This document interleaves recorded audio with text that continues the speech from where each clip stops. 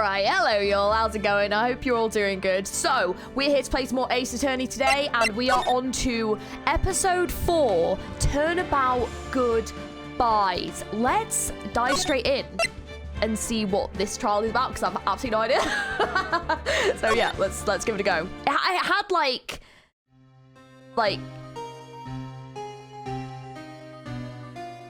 Okay, hang on. It's been, what, 15 years? About that, yes. 15 years is a long time to wait. You can't imagine how much I've suffered. Oh, shit, what?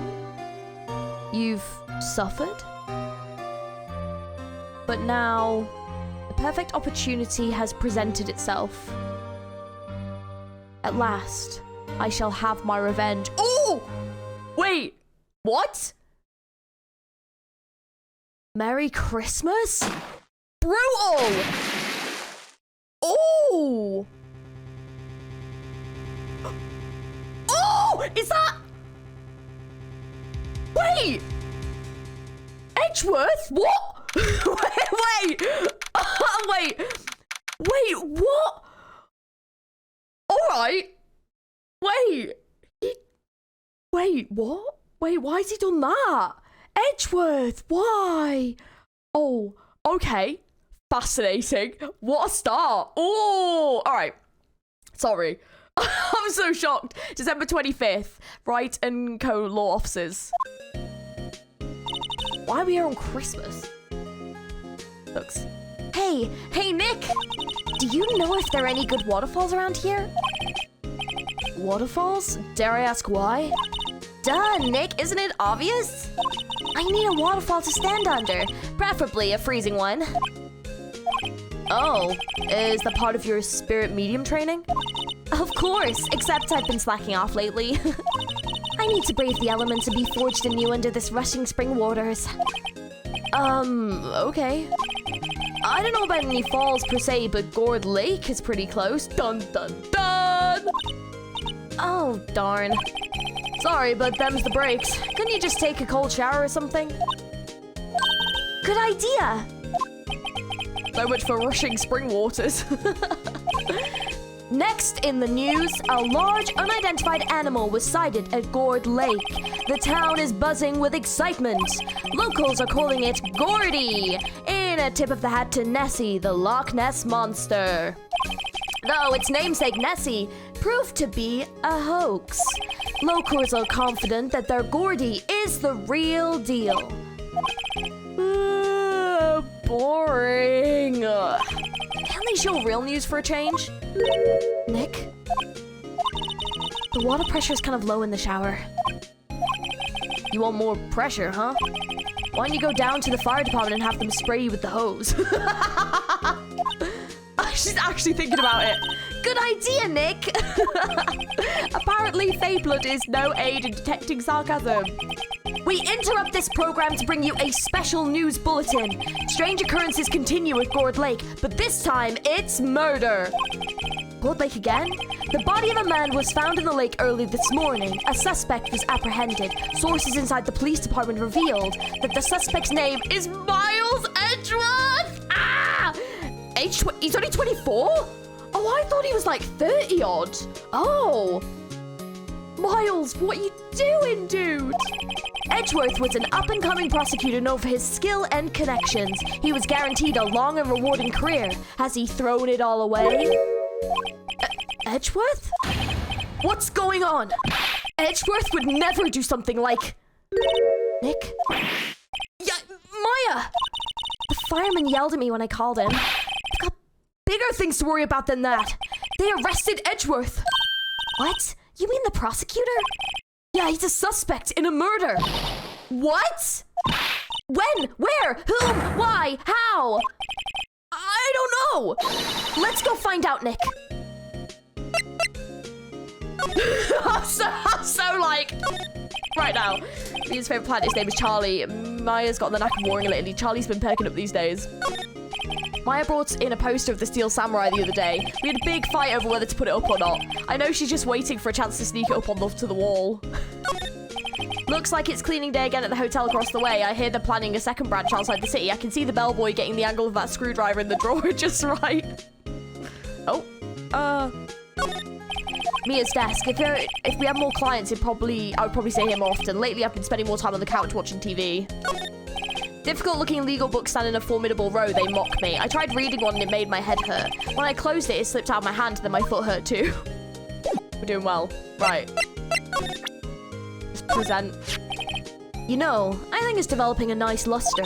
I'll look at your badge later, Nick. We've got work to do. I suppose you're right. We do have work to do. Right, let's talk. What to do? Well, what should we do? What do you mean? Let's investigate. We should talk to Mr. Edgeworth and check out the crime scene. You're right. We need more information. Save aimlessness and confusion for later. Any ideas? Well, got any good ideas? Not really. I do my best thinking when I'm standing underneath a waterfall. So never then. Right, let's go to the detention center because what the fuck? What?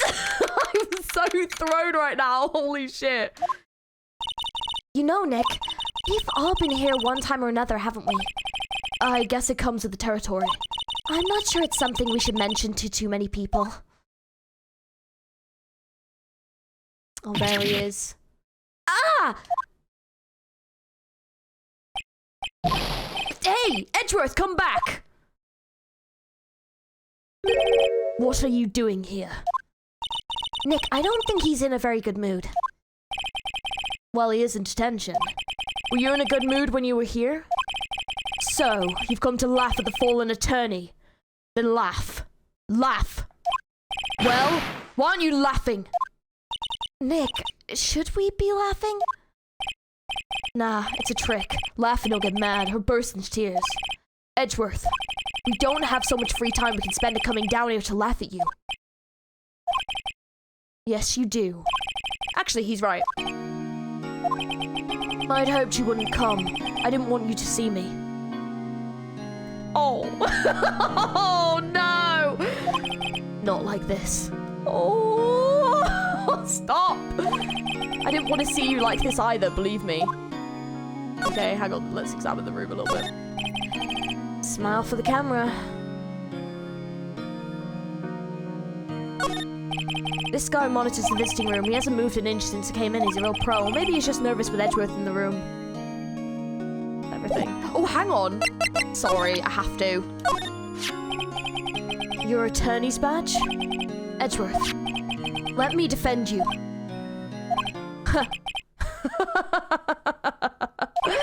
Good one, right. But I'm not that hard up. Not yet. What do you mean by that? Me? Trust a wet behind the ears lawyer with only 3 trials under his belt? Never. What? My case is near hopeless, right? Every defense attorney I've talked to has turned me down. What? Simply put, they were afraid they'd lose. It occurred to me that it might be my fault that they lacked confidence. After all, I did get every single one of their clients declared guilty. I don't believe it. Regardless, I don't want you involved in this. You, in particular, I cannot ask to do this. But why? Oh, no! What happened? Edgeworth, tell me what happened. Why should I? What are you going to do about it? Duh! We're gonna help you, that's what! Help me? You? Don't be ridiculous. Sorry? You're a novice. You've only been in 3 trials.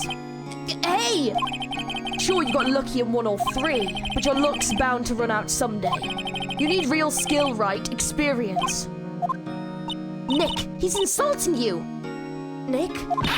Why am I always the one who has to get angry? Gourd Lake.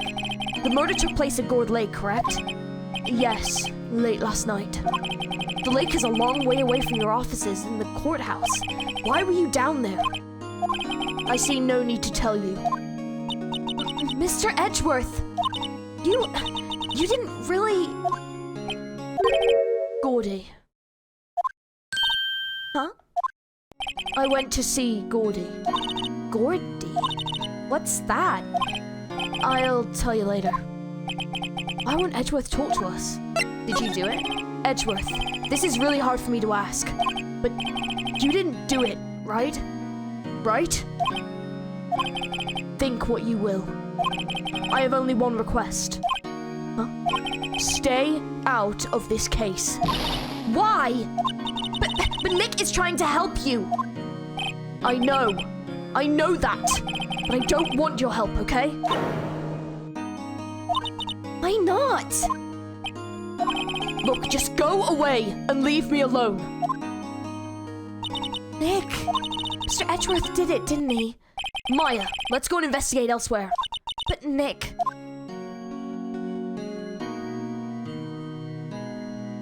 But why did he do it? And if he did do it, why? Edgeworth! Edgeworth! Come back! Let's go to the lake. Let's go see whatever Gordy is. Gord Lake Park entrance. And who is it that died? Like, we need to find out that as well, because that might have some significance. This is where it happened? Yeah. Gord Lake is in the middle of this park.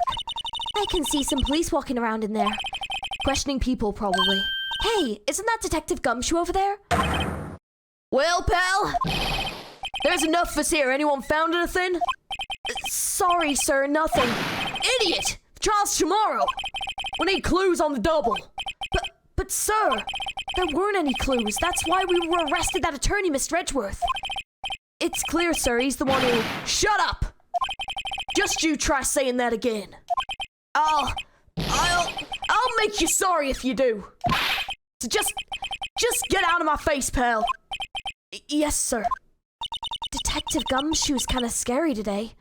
Well, yeah. Like, I'm presuming they're friends. He probably is trying to prove that his friend didn't do this. Recruits. Puh. Ugh. Eek! Hey, you're that hairy guy. Harry Butts. Right. Phoenix Wright. Will you ever learn my name? And just what are you doing here, pal? Investigating? Huh? Well, yes, I suppose. Well, I'm here to help. Ask me anything you want. Bring it! He seems different than usual. I wonder what's up. Mr. Edgeworth hasn't actually asked us to defend him yet. Huh? Oh, you don't say. Okay, well, hang on. Let's examine the area around. Okay, so the sign says Gord Lake Nature Park. This place is full of families picnicking on the weekends. But no waterfall. Not many picnickers come here for spiritual training, Maya. I feel winter's chill from the bare leaf trees today. Oh, what is it about winter that turns people into poets? I don't know, but my toes are starting to feel numb. Yes, my poetry has that effect on some people. Anything else? Do you know what? I always press the button like I'm in Danganronpa to like show me other things that you can look at, but okay. Right, let's present this as always. That badge! You're showing that to the wrong guy, pal. You gotta show that to someone who needs it. Maybe you will one day. Maybe you will. Right, what happened? Detective Gumshoe, do you know what happened here? Huh? You don't know, pal? No. Wow, okay, Mr. Head in the fluffy pink clouds lawyer. Head in the... Huh? Never mind, I'll tell you. It happened last night about 15 minutes after midnight. There was a boat out in Gord Lake, and in that boat were two men. One of those men shot the other with a pistol. And the shooter was Mr. Oh, and the shooter was Mr. Edgeworth? A cop who arrived on the scene arrested him. How did they get there so fast? Well, there was a witness. When the report came in, we raced to the lake. A witness? See, why would he do that, though? It did say for revenge, but like... Yeah, I don't know. You don't think Mr. Edgeworth is a murderer, do you? Absolutely not. It's impossible. I don't care if there's a witness either. I don't believe a lick of it. Right! Who cares what the witness says? I care. You really believe in him, don't you, Detective? Of course I do. But the police are pretty sure he's the killer. Nobody's even really taking this investigation that seriously.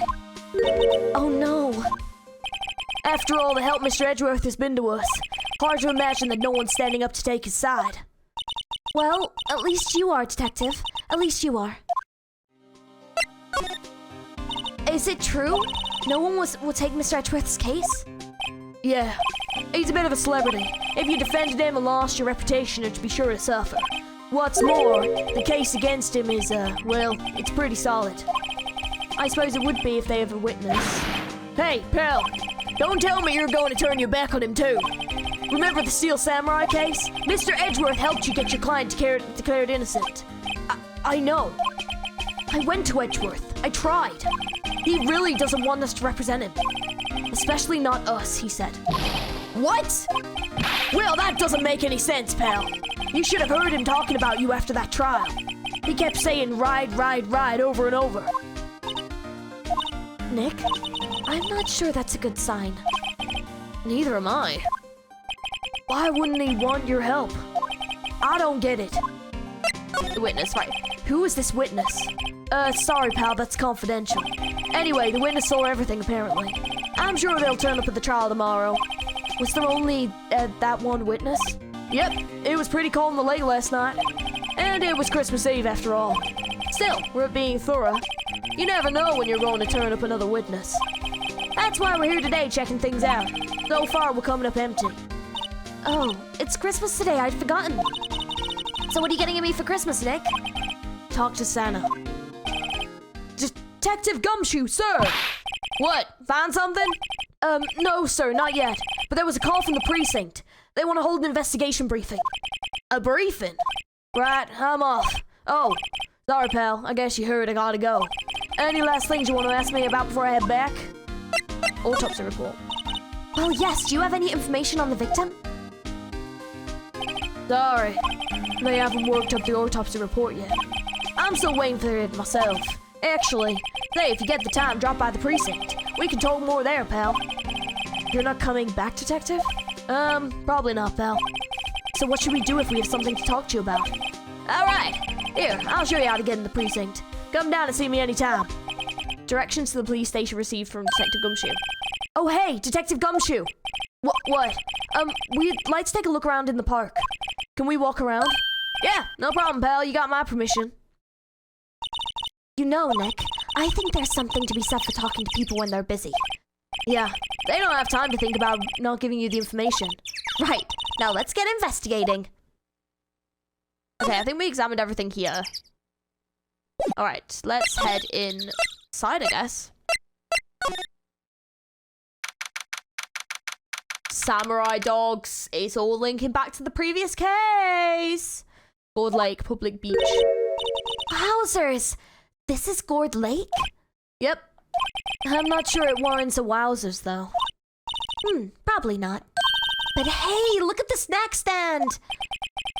Samurai dogs? I want a samurai dog, please! I bet they're great! With a name like Samurai Dog, how could they not be? They're a little behind the times, though. The kids are all into the pink princess now. I mean, like, you know?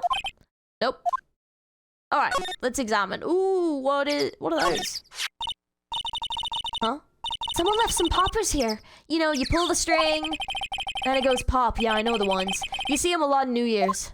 Hey, Nick, they might be a clue. Let's take them. Come on, admit it. You just want to pop them, right? Was it that obvious? Poppers, Sure, we'll take them. I suppose it couldn't hurt. Huh, where'd they go? Into my pocket. A classic party noisemaker. Pull the string and it goes bang. Not very clue-worthy. Alright, what else we got? The trash can is empty. At least the place is well maintained. No clues here. Huh. I almost didn't see that signpost. Left, boat docks, right exit. A lineup of plastic benches. I guess the idea is you buy a dog and eat it here. Doubt anyone would sit here and eat on a day like this. Except maybe Maya, if she had a samurai dog.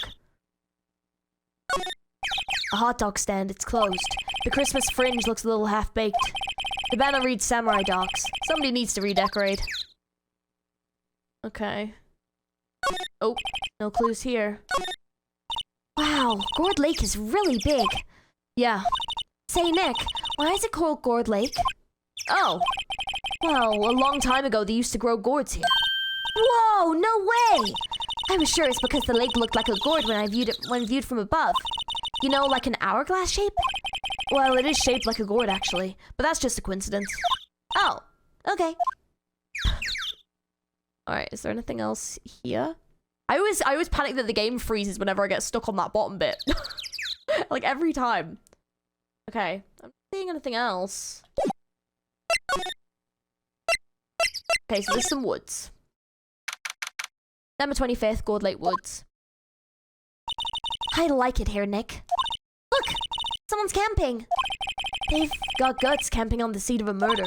Hey, Nick! If they were camping here last night, they might know something about the murder. That's true. Good call, Maya. Let's go talk to them. Okay, let's examine around first. There's food, some magazines on the sheet. It takes pretty tough skin to camp out in this cold. There's a sign saying no camping. Plenty place to pitch your tent. Wait, what if the sign says no setting tents on fire? I don't think they have signs like that. Oh. The trees go quite thick here. Further back, the trees fade into the shadow where the sunlight can't reach them. Hey, Nick! What, don't tell me you're hungry again. Oh, no. I was just wondering, why are camping pots and pans made of aluminum? They didn't talk about any of that in the law books. So there's no law saying they have to be made out of aluminium then? Oh, I should be saying aluminum because I'm doing an American accent. I only gave myself away there. Because they say aluminum and we say aluminium. So I gave myself away there hugely. That's really funny. I'm not having this conversation. This SUV has seen better days. It's dented all over. I can't believe anyone would drive their car down here. Am I meant to be looking for someone? Oh. This camera is a mic and some sort of attachment. That's weird. It must take pictures when triggered by a noise. Oh, maybe they're looking for the gourd monster to be there. Wow, cool! Let's try it out! Hi, I'm Nick. Maybe I'm not saying it loud enough. Hey! I'm Nick! Huh.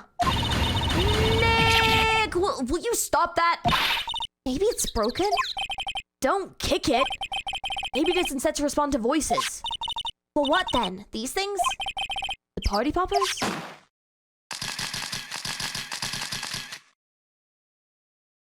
Okay, well, I can tell you right now, this is definitely part of the setup. 100%. That sounds like a gunshot, doesn't it?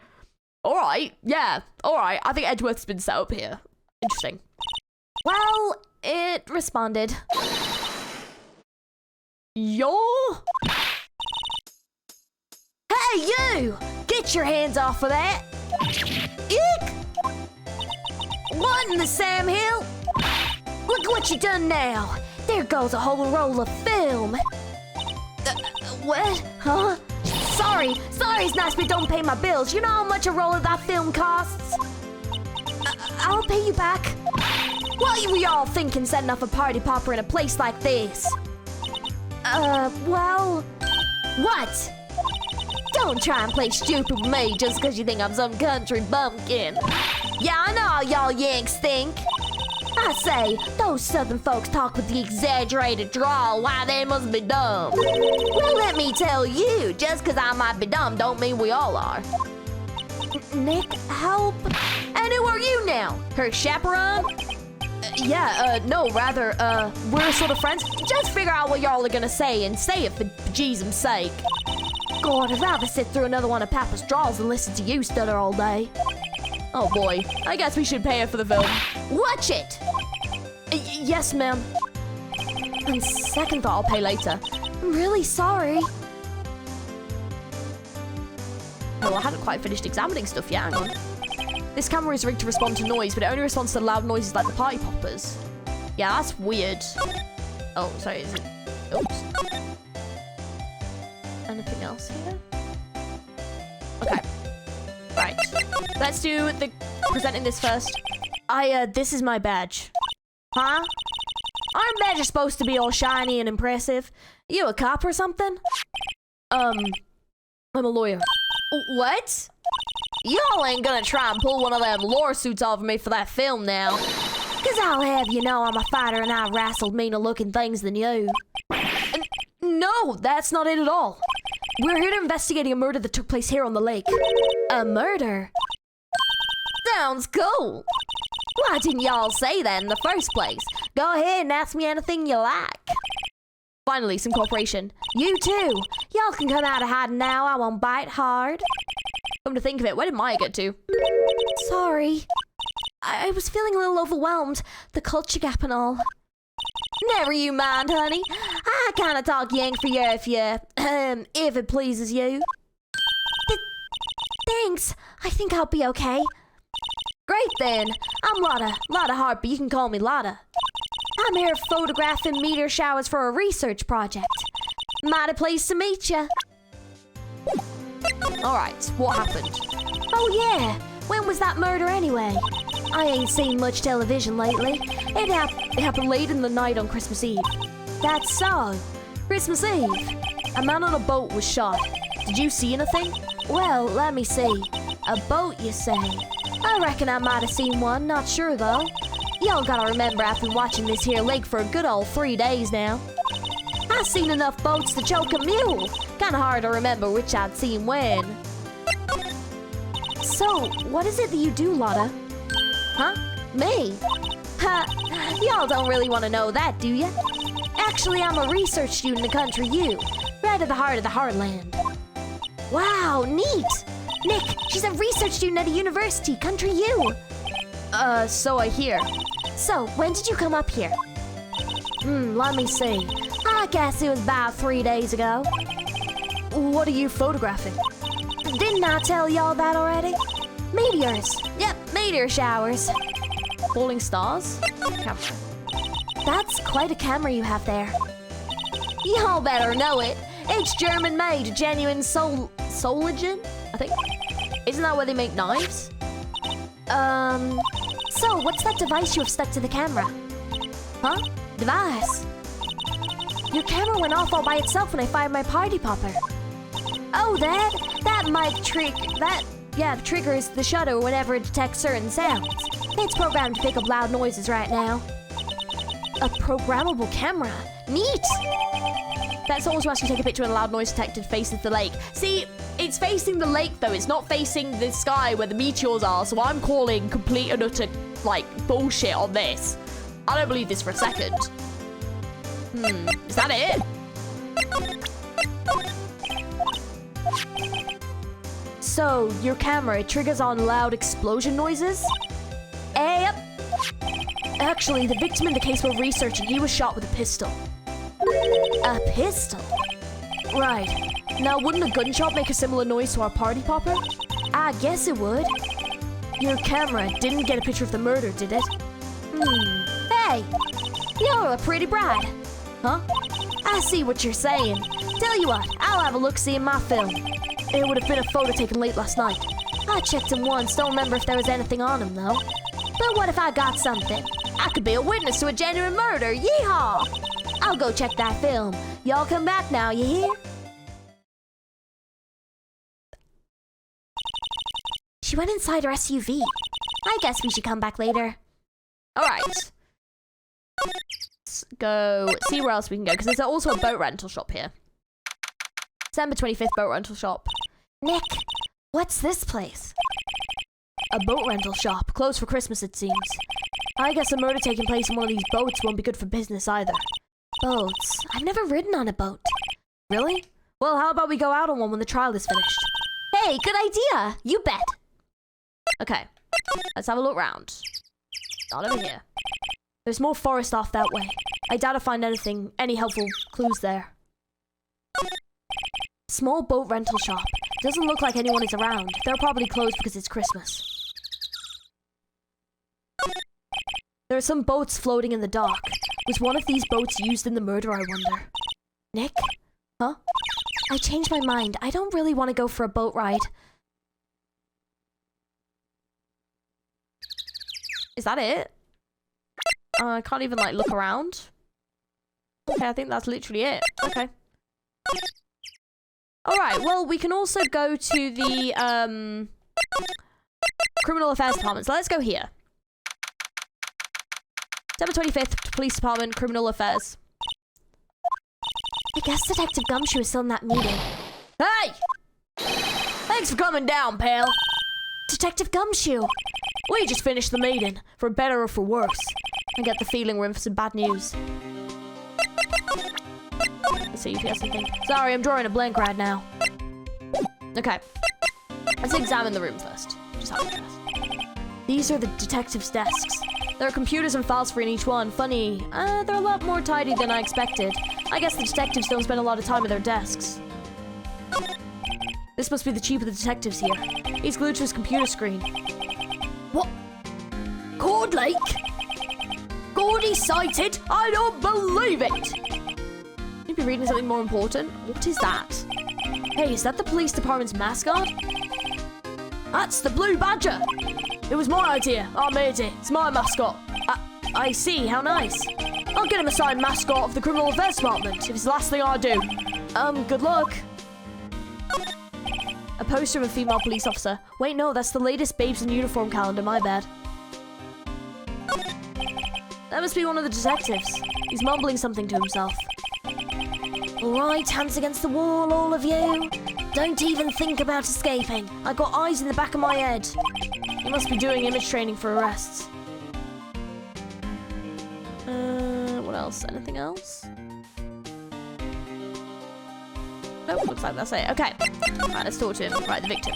Do you know anything about the victim yet? No, still can't ID him. Has Mr. Edgeworth said anything? Not a word. So how did the meeting go? I can't tell you, pal. You're a lawyer. True. You know, I don't know what to believe anymore. Sure, Mr. Edgeworth's human like you or me. Still, I get the feeling that if he'd done something wrong, he wouldn't go hiding it. That's just the kind of guy he is. Why can't anyone else see that? So they think that Mr. Edgeworth did it? Well, the trial's starting tomorrow as scheduled. I see. Hey, in the end, you did tell us about the meeting. Don't go telling anyone else, pal. Yes, sir. And do me a favor. Stand by Mr. Edgeworth. He needs help, and you're the ones to help him. I'm sure he's got some reason why he won't talk to us. Thanks, Detective Gumshoe. Trusting Edgeworth. Detective Gumshoe? How come you trust Edgeworth so much? Well, I think that was obvious. We got a strong working relationship, us two. We trust each other, and that's how it works. A working relationship? See, Mr. Edgeworth always gets his defendants declared guilty every time. Yeah, his methods might be a little extreme at times, but there's a reason. He trusts our investigation, see? He trusts us to get the right man. And that's why I work extra hard, pal. We've got to earn that trust he places in us. I see. Mr. Edgeworth is a man you can trust. And you have my word on that. The autopsy report. I was wondering, did you ever get that autopsy report? Oh, that? Yeah, I made a copy for you. They get time of death, 24th, 25th. Cause 1 bullet shot to the heart. Interesting. Thank you. Nick? Huh? Can you show me the photo of the victim? That face. Someone you know? I don't know. I just have this feeling that I met him somewhere a long time ago. Okay. Well, I hope it helps you, pal. Thanks, detective. Alright, let's move. Let's go back to the lake and see if this is ready yet. Okay,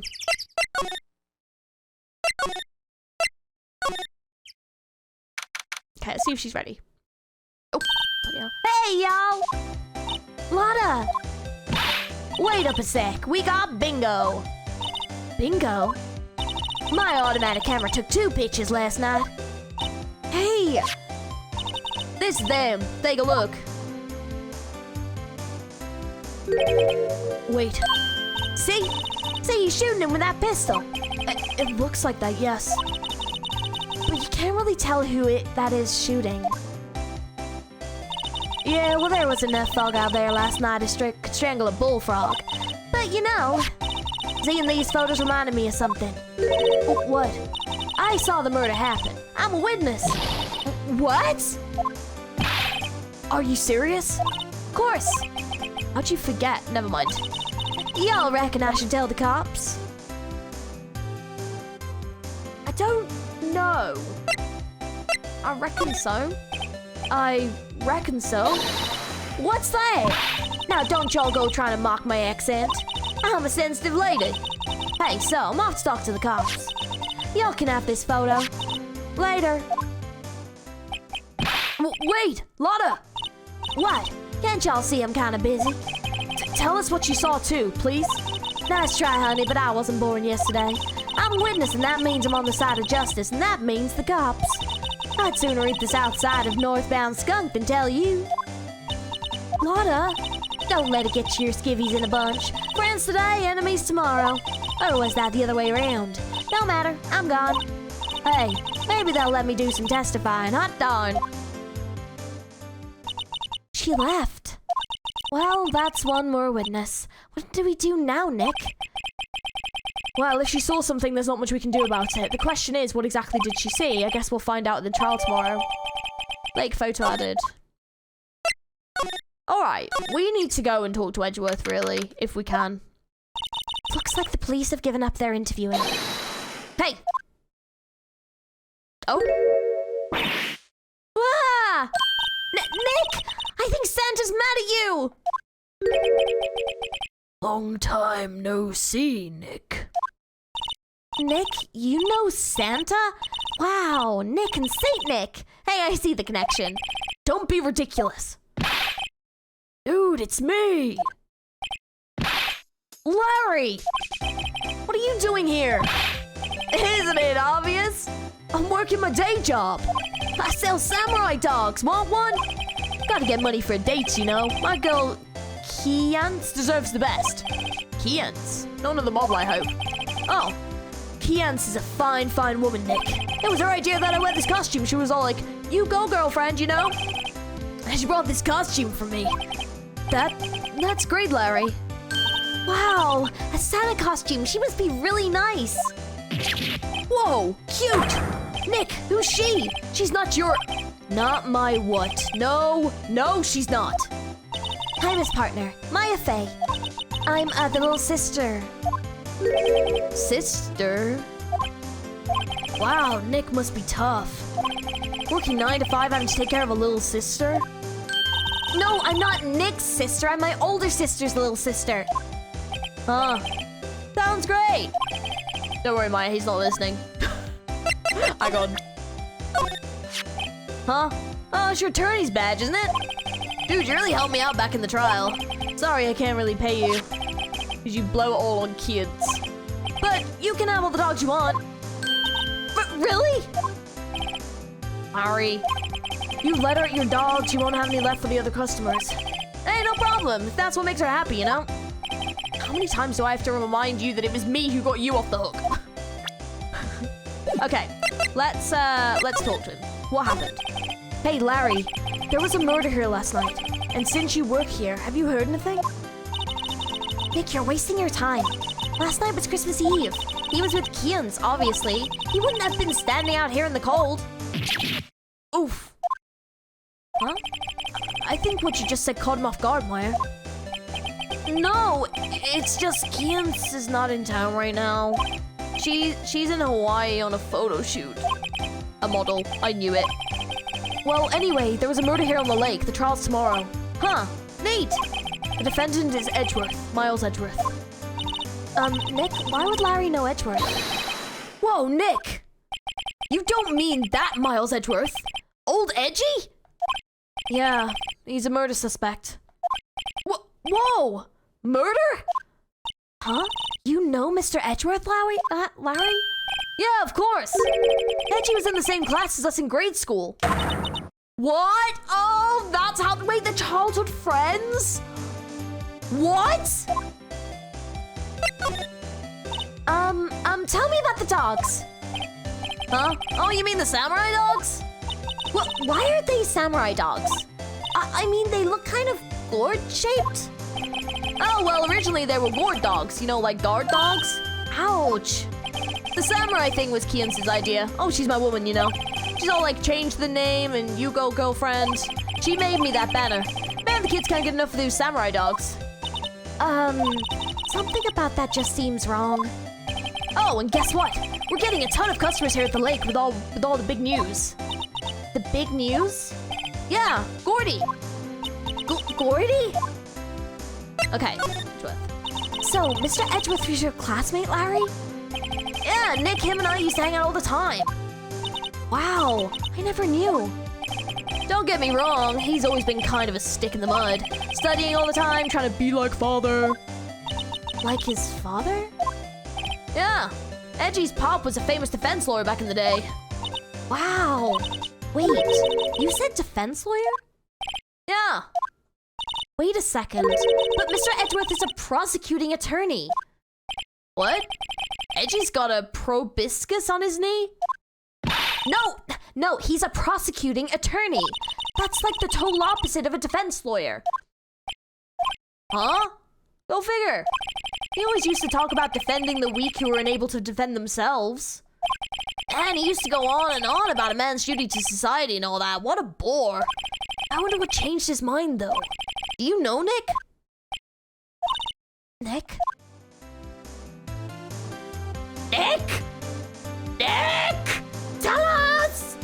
Oh, we're getting into the story now! Ooh, this is getting good. This is getting good. I want the law. I want the Edgeworth law. It's edging me. That's what it's doing. It's edging me with this law. We need the law. Please. Let's go. Right, Gordy. What's Gordy? Huh? You mean you don't know? It's here in this very lake. A giant mysterious monster. Gordy. Monster? Yeah. Check it out. This is an article from yesterday's newspaper. There's a photo. Wow, it's really real. Nick, a monster! A real monster! Yeah, it's probably just like a logo or something, right? Hey, that's a quote here from the person who took the photo. What's this? I set the camera to automatic, and when we got into the frame, I heard a loud bang like an explosion, followed by the sound of something slipping into the water. I wish I could have seen it. Why would that be a sound like an explosion? Larry, could I borrow this article from you? Sure, no problem. That'll be $1 million. 1 million? Robe, Larry. Gordy article added to the call record. Okay, well... Yeah, everything else to say about this? Sorry, Nick, I don't know much about that. I'm just a simple vendor of samurai dogs. What's this? You know, my eyes have been getting pretty bad lately, Nick. Actually, the photo's blurry, Larry. It was taken last night. Last night? Hey, Larry, do you know this guy? Who's this? I don't know. That's why I asked you. Who's this, Maya? Well... Oh, wait, Maya said she had seen him before, didn't she? What's that? It's a camera. You take pictures with it. Huh. Larry, you mean you don't know what a camera is? Of course I know. Hey, you're looking at a bona fide high school junior high graduate. I was talking about the weird contraption on the camera. Oh, that. Well, it's hard to explain. Just forget about it. Well, then don't go showing me it then. Jeez. Okay. Right. I think that's everything we can probably ask. So.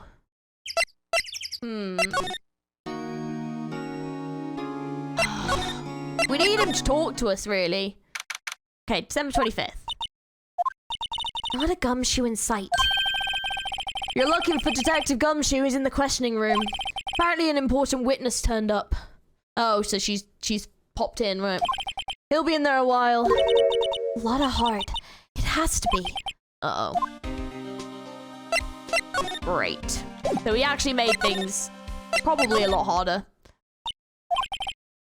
What is it? Oh, nothing. Just something's been bothering me.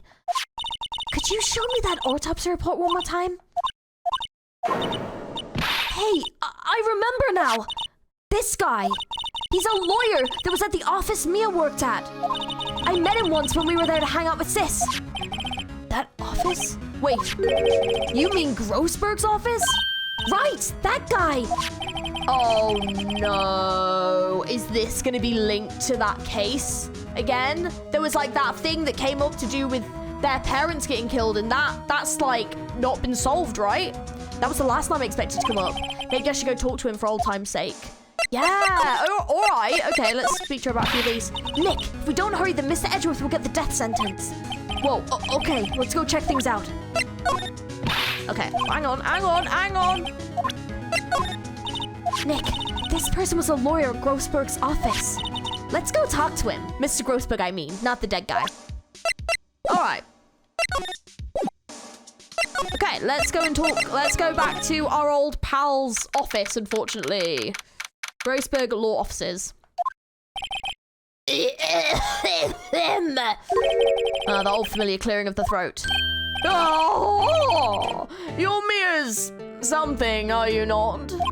I was her understudy, yes. Phoenix Wright. Oh, and you're Mia's something too, are you not? Her little sister, yes. You've grown. You've come to look a lot like your sister, you know. It takes me back. Ah, the days of my youth, like the scent of fresh lemon, you see. Mr. Grossberg, sir? Oh, yes, I beg your pardon. Of course you came here to discuss something. What is it then? Something the matter? All right. First of all, let's examine the room. Why is the wall there a different color? A big painting was hanging there until recently. Huh, what happened to it? Well, he gave it to someone. I bet he gave it to some romantic interest. Love blooms eternal, Nick. Yeah. That's what happened. An expensive potted plant. No idea what kind of plant it is, but it's probably the most expensive one available. I think our Charlie is cuter. Right. He's a really cute plant. No clues here. A table for clients. An elegant ebony case, and if I'm not mistaken, that lighter is made of solid gold. Even I can tell someone here's got money to burn. We should put things on our client table too. I'm not really into smoking. We could put out candy or gum. Classy.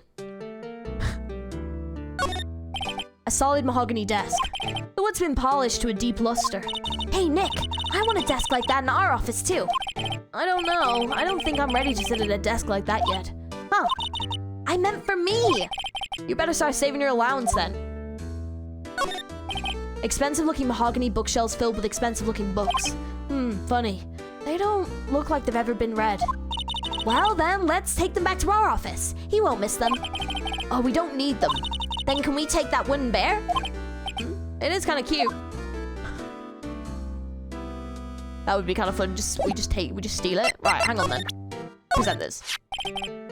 You've really grown up in the past few years, my dear. How proud Mia would be if she could see you now. She said she was more worried about me than anything. Just go on and take the compliment, will ya? So, this camera on the lake takes photo whenever it hears an explosion sound? That's what she said. And it just happened to be set up on the beach, pointing out on the lake? Yes. She said it was to photograph shooting stars. Shooting stars, explosions, what's the connection? I'd be suspicious of this witness of yours. And I am. A lot of suspicious. Strange. I feel as though I've seen this man somewhere before. Ah! Did you remember? He was a lawyer here in my office. That's Hammond! Robert Hammond! Mr. Hammond? And you say this is the man Miles Edgeworth shot? So this is the moment the crime took place, huh? Yes. You can't really say for sure that's Edgeworth. I'm not sure whether that's a good thing or a bad thing. Not sure at all. My apologies. I'm not sure I can help you with that. Okay, let's talk to him. What happened? There was a murder on the last night. A murder? You haven't heard? I just got up, you see. Well, Miles Edgeworth shot someone with a pistol. Edgeworth? What? Who did he shoot? Well, the identity of the victim is still unknown. This is terrible news indeed. I guess he hadn't heard anything. Painful. painting. Mr. Grossberg, whatever happened to that painting? Oh, yes, I do not think I shall ever be coming back home to this office. I can't exactly claim it as stolen. I suppose it's just my just desserts. Old bitter desserts. Oh, Hammond. Who is this Hammond guy anyway? Mr. Hammond. He was the defense attorney in that case. That case? Yes, the DL6. I fucking knew it was going to tie back to this incident. That's what the DL6 incident. It's all tying back. I think this is the main plot that's going to thread through. So, how is Edgeworth involved? Interesting. Okay. Yes, the DL6 incident. DL6? Perhaps you remember. I'm sure someone mentioned it during the trial for Mia's murder. That was the incident where the police were so at a loss they used the spirit medium. Wait, you don't mean... Was that medium my mother? Yes, my dear. The spirit medium Misty Fey, your mother, contacted the spirit of the victim. But the case was a loss. No conviction was made. DL6 incident. The DL6 incident, yes. Happened 15 years ago. Very strange case indeed. They never caught the criminal. Oh, they never caught the criminal, right? Correct. Misty Fey used her powers to talk to the spirit of the late victim. Her testimony led to charges being laid against one man, but Mr. Hammond won the case and the suspect was declared innocent. And the police blamed my mother, calling her a fraud. You were the one who helped her out then, right, Mr. Grossberg? Yes, quite. Thank you. No, please, don't mention it. DL6, never thought I'd hear that name again. But wait, what does that case have anything to do with Mr. Edgeworth? It has everything to do with Mr. Edgeworth, my dear. The victim in the DL6 incident. Oh! What? Hang on! What the fuck? Oh shit! Oh, okay. Damn! This is so good. Holy shit. The victim in the DL6 incident was none other than his father, Gregory Edgeworth. What? His father? If you want to know more, you should ask him yourself. Show him this. I'm sure he'll talk to you. Wait, this is a photograph of my mother. Oh, an old photograph. DL6 incident, Exhibit A is written on the back. Damn! I was not expecting this. Misty Fey, mother of Mia and Maya Fey. Show this photograph to Miles Edgeworth. He'll have something to say to you then. Alright. Okay then. Well, hang on a minute. Let's go back here. I really want to present this photo to her and see what she says. My mother. Now that I've shown her this picture, I can't think of anything to say. That probably wasn't the best thing to do. Oh, sorry, I didn't realize that was going to be such a bad thing to do.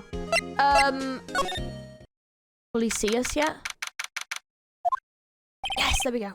What's this? I was hoping you'd gotten my message the first time. Edgeworth, what about your defense? It's no concern of yours. Guess he hasn't found anyone yet. Okay, hang on. Your attorney's badge? I can't say I really want to see one of those right now. What's that?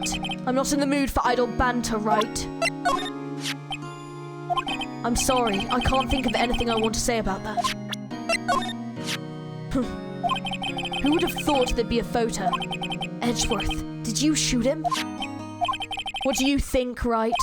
I don't think you're the kind to point a gun at anyone, no. So you didn't shoot him? No, I didn't. It wasn't me. What's that? Not in the mood for idle banter, right? Oh, Edgeworth? It's only been a matter of hours since you last visited, yet you've made incredible progress in your investigation. I'll admit it, I'm impressed, right? You are always single-minded in your work, though. Once you start on something, you always see it through, don't you? About the DL6 incident. Right, DL6. I didn't want you to find out about it. That is why I refused your offer to defend me. I'm sorry if it sounded like I thought you weren't up to the job. I just wanted to keep you away from DL6. Was he trying to protect us? Edgeworth. Ah! Oh! He's secretly a sweetheart. Stop it. So, do you still think it would have been better for me to stay away? I don't know. But I see no point in hiding anything from you now. Very well. Ask whatever you like and I will answer to the best of my abilities. Alright, DL6 incident. The DL6 incident was when my father died. Damn! Right before my eyes. He was shot and killed, and I saw it all. My memories from that time are foggy. I suppose it's self-defense mechanism. In any case, a suspect was arrested, a man. It's pretty clear he was the only one who could have killed my father. The spirit medium they used to talk to my late father said the same thing. It was an attorney by the name of Robert Hammond that cleared the suspect's name. And Hammond is the victim in the Gourd Lake murder? Correct. That spirit medium, that was my mom. What? You mean you're... It's strange. I thought that terrible incident was about to end, and now this. About to end? The DL6 incident happened 15 years ago. 15 years ago on December 28th. December 28th? The statute of limitations on the case runs out in 3 days. What? Nick, what does that mean?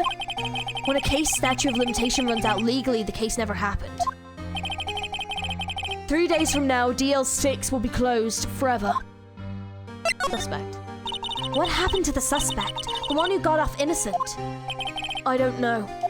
He disappeared from public view, nobody knows where to. If he's still alive, he'd be about 50 years old now. I guess I can understand why he'd go into hiding. It'd be hard to live a normal life after being a murder suspect in such a big case. Father. So was your father a lawyer? He was. Gregor Edgeworth. He was quite famous at the time, apparently. So you were sort of trying to follow in his footsteps? I'd rather not talk about it. Right. It pains me to ask you this now. I know. You want us to defend you. Yes. Will you? Of course we will! Why would that even be there? Of course we will! Of course! Who could have guessed this day would come? Not me. This is my chance to finally pay you back. Pay him back? Pay me back. For what? I don't remember ever doing anything for you. Never mind. I guess you really don't need to know. So wait a minute, so if his memories from when he was like, so how old would he have been? 15 years ago? So like 9? And that was probably when they were in school together. Does Edgeworth not recall their like childhood together maybe? Huh. My letter of request, please give it to the Detective Gumshoe. Document proving Edgeworth request for an attorney. Well, I guess we should... What's that? Earthquake! Nick! It's a big one! What? It's calming down? Whew. That was scary. Huh? Where's Edgeworth? There! He's on the floor in a ball, shivering. I guess he doesn't do well with earthquakes. I've heard of running, but curling up in a ball? Well, I guess we're done. Mr. Edgeworth doesn't seem like he's going to stand up anytime soon. Let's go, Nick. Right. We have to give Edgeworth's letter of request to Detective Gumshoe. I just want to see... I wanted to see if he would say anything about him being killed in a ball. Okay. Right, let's go to here then.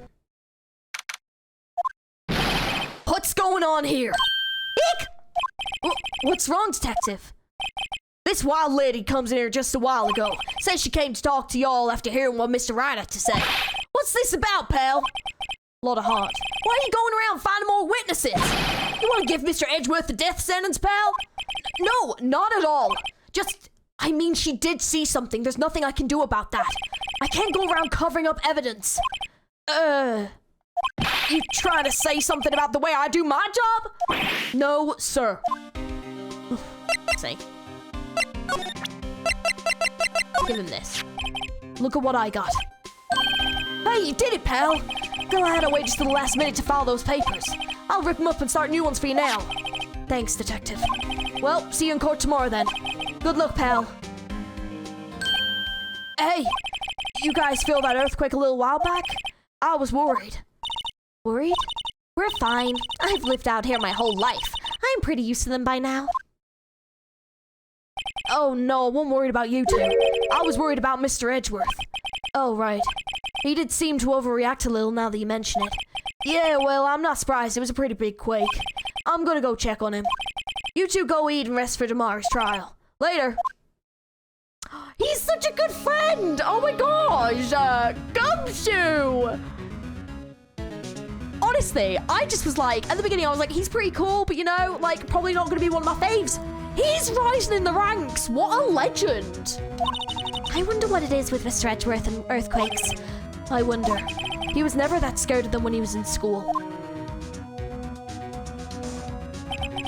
Then again, I only really got to know him in 4th grade. He transferred to another school after that. I wondered what happened to Edgeworth. Oh, me too! I wonder what happened to him. I would get to see a flashback of their, like, childhood. I'm so curious. But it must have been quite a significant, like, friendship for, like, them to hold on to it for, like, this long, you know? December 26th. Karma? That's right, Manfred von Karma. He's the best prosecutor there is. He hasn't lost a case in his 40-year career. He's a god of prosecution, right? A god. Not a single case? He'll do anything to get a guilty verdict. Anything. Sounds like someone else I know, Edgeworth. You don't understand. I mean, he'll really do anything. Manfred von Karma is a man to be feared. That's quite a claim coming from someone who forges evidence. He taught me what it really means to prosecute. What? Just picture a prosecutor as vicious as me, multiplied by a factor of 10. Ugh. So, he was your teacher then, Mr. Edgeworth? Something like that. And now he's trying to get you found guilty? What a creep! Oh, wait. Maybe he's planning on losing on purpose to help you out. Not a chance. He hasn't lost once in 40 years. 40 years! He's as ruthless as me times 20. That's pretty ruthless. Like I said, he's a god among prosecutors. I guess that's something like Mia was to me. Speaking of Mia. Maya? Uh-huh. We could really be using Mia's help right now, don't you think? Oh. I can't. Sorry, I tried. I really tried, but I couldn't reach. You couldn't reach? I think it's because I haven't been training. My powers are weak again. Oh man, what bad timing. I'm really sorry. I'll try my best. I hope so. What are you whispering about? Oh, it's nothing. Well, it's time. Let's head in. Oh man, I'm nervous. It's December 26th, 10 AM. Let's see what Von Karma looks like. Court is now in session for the trial of Mr. Miles Edgeworth. The defense is ready, Your Honor. I love it. Do all prosecutors just wear that neck thing? Okay, well, he's definitely getting a posh voice. Mr. Von Karma, is the prosecution ready? Fool! You seriously think that I would stand here when I'm not completely prepared? That's the voice. That's absolutely the voice. Right. My apologies. He's even got the judge scared. Very well, your opening statement, please. Decisive evidence. A decisive witness. What else could possibly be required? Nothing, of course. That should be fine. The prosecution may call its first witness.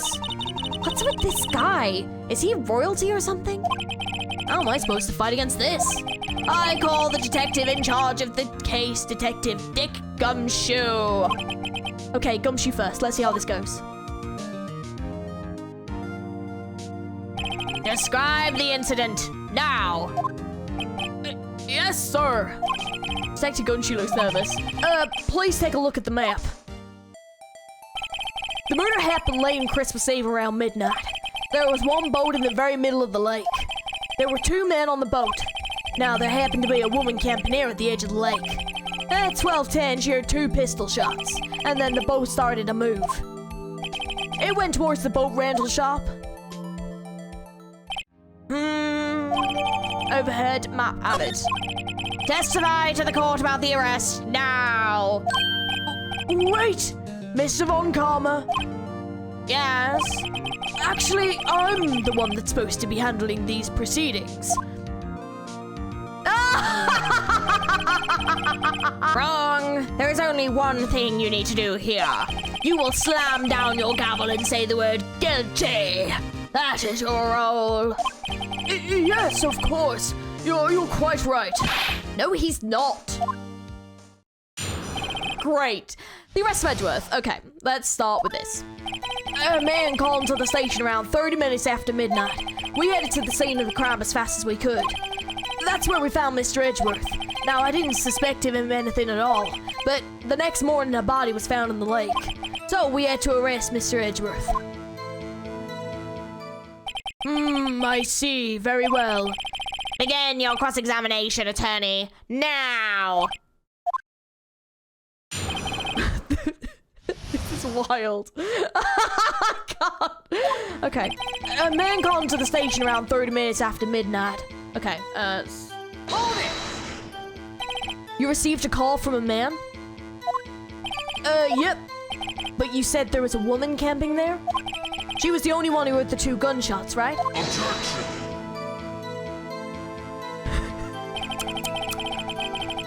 That woman and the... oh, that's definitely not the voice. That woman and the man who called in to report are 2 different people, obviously. Different people? There were 2 witnesses. Well, I knew that. Their testimonies were quite similar, however. Today I've summoned the woman who was camping. The woman who was camping. Lot of heart. What happened next, detective? We headed to the scene of the crime as fast as we could. That's where we found Mr. Edgeworth. What was Mr. Edgeworth like when you saw him then? Well, from what I saw, he looked pretty relaxed. Not like a murderer at all, really. Detective, the court requires the facts, not your opinion. How many years have you been on the force? Facts only, detective. Can't hold objective facts. Yes, sir. Man, he's got his share of objections. He does. Now, I didn't suspect him of anything at all. Hold it! Why didn't you think he was very suspicious? You should know. We have a deep trusting relationship with the prosecutors. Detective, the court isn't interested in your musings. Deep, trusting, poppycock. Sorry, God. I've never heard so many flippant comments from an active detective on the force. Detective Gumshoe doesn't look so good. Continue now. I hope you guys are liking this voice. Hang on, let me just go back. Hold it. How long was it between receiving the report and your arrival at the lake? Well, I'd say it was about 3 minutes. That's pretty fast. Our motto for the month is get there quick. Bloody hell, he's objecting to everything. Detective, you will refrain from casually revealing department secrets. Yes, sir. Sorry, sir. I look forward to your next year's salary review. So much to look forward to these days. This is no time for dejected daydreaming. Continue. Yes, sir. But the next body was found in the lake. Did you find any clues on the body? A single bullet was recovered from the body. He was shot through the heart fatally. Judge, here's the bullet. It didn't strike bone, so its shape is well preserved.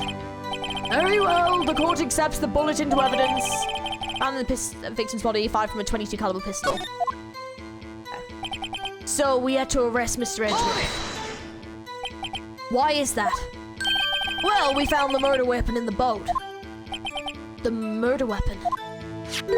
A pistol.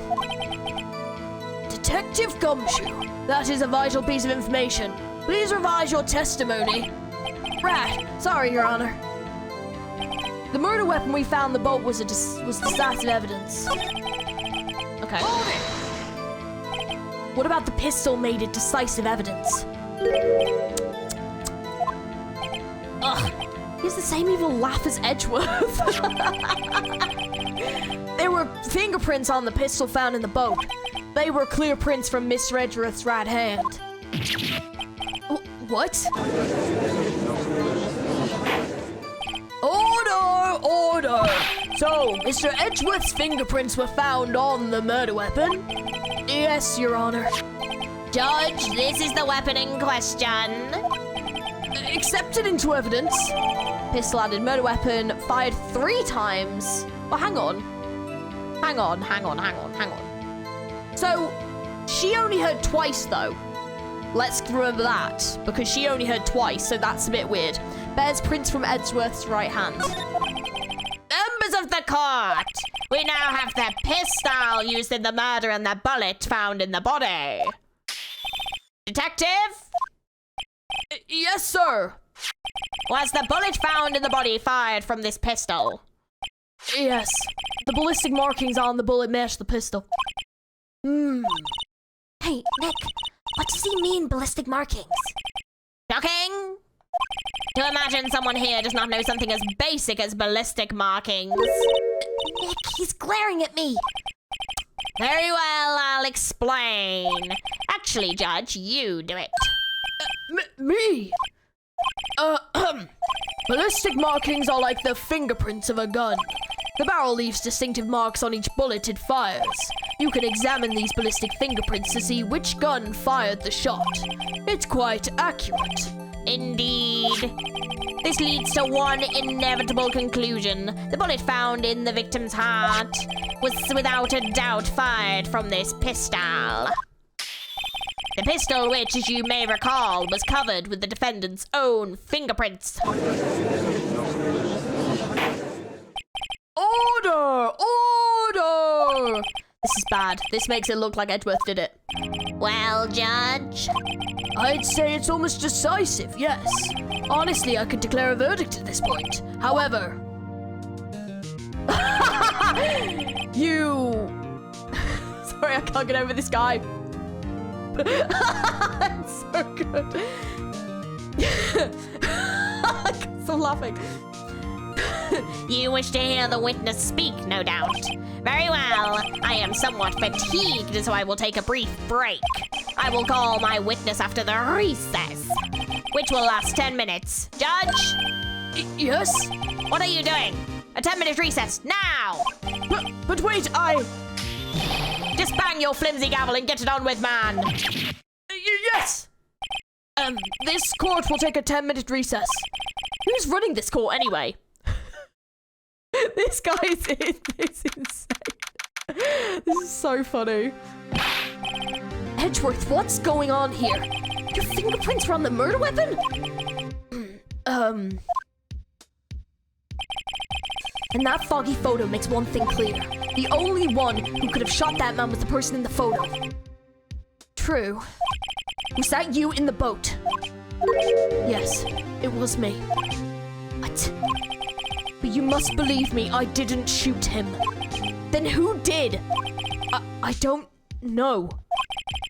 You don't know? Weren't you right there? I heard a gunshot from very close by. Then the other man fell from the boat. I can't say why, but I thought at the time he had shot himself. You mean it was a suicide? That's the only explanation I can come up with. Huh. I'm not gonna convince anyone of that. Say, Maya. Huh? What? Any progress with Mia? Oh, sorry. It's no good. Oh, I know. I'm no good for anything, am I, Nick? If I can't call my sister, I might as well not be here, right? No, I need you here. No, of course not. I need you here. I can see you're always trying to help out. Even if you don't actually help, it's the thought that counts, right? It's okay, Nick. You don't have to make me feel better. I don't know anything about trials or defense. What's more, I'm a spirit medium who can't even contact spirits. Oh, everyone has their off days. I mean, I've just been getting lucky lately. But you never know when my luck is gonna run out. Really? Whoa, right. Don't jinx this case any more than it already is. It's bad for my heart. Oh, sorry. Court is back in session. Mr. Von Karma, call your witness. Yes. Will Miss Lotta Hart please take the stand? Lotta Hart, you are a research student at a university? That I am. Good. Begin by telling us what you saw the night of the incident. And don't add anything trivial or subjective. Understand? You'll need to learn some manners. Understand? Yeah, I understand. Very well, your testimony, please. Witness's account. Right. Let's see. It was Christmas Eve, just after midnight, I reckon. I was in my car. I heard this bang come up from the lake. When I looked out the window, I saw two gents in a boat. Then there was another bang. There wasn't nary a thing on the lake but that boat. Okay, well, I've already got a point I can contest here. Enough. Huh? Judge, she happened to take a photo of the incident. This is that photo. Accept it as evidence. Very well. This is a surprise. This looks like the very moment of the murder. Order! I will remove people from this courtroom if I do not have order immediately. As the witness testified, she looked at the lake when she heard the shot. There were no other boats on that lake. So, the man in the boat with the victim must have been the one who shot him. Yes, it was the defendant, Miles Edgeworth. Order! I will have order! Well, Judge? The evidence is decisive. I have very little doubt about this case. Very well, this court finds the defendant.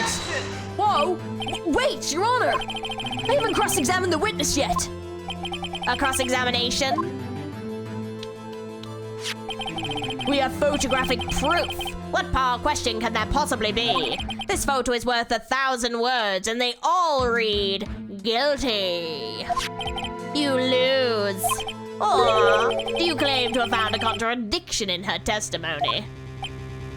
Very well. If you have to, you may cross-examine the witness. You will only flounder and ask meaningless questions. You will fail to find anything.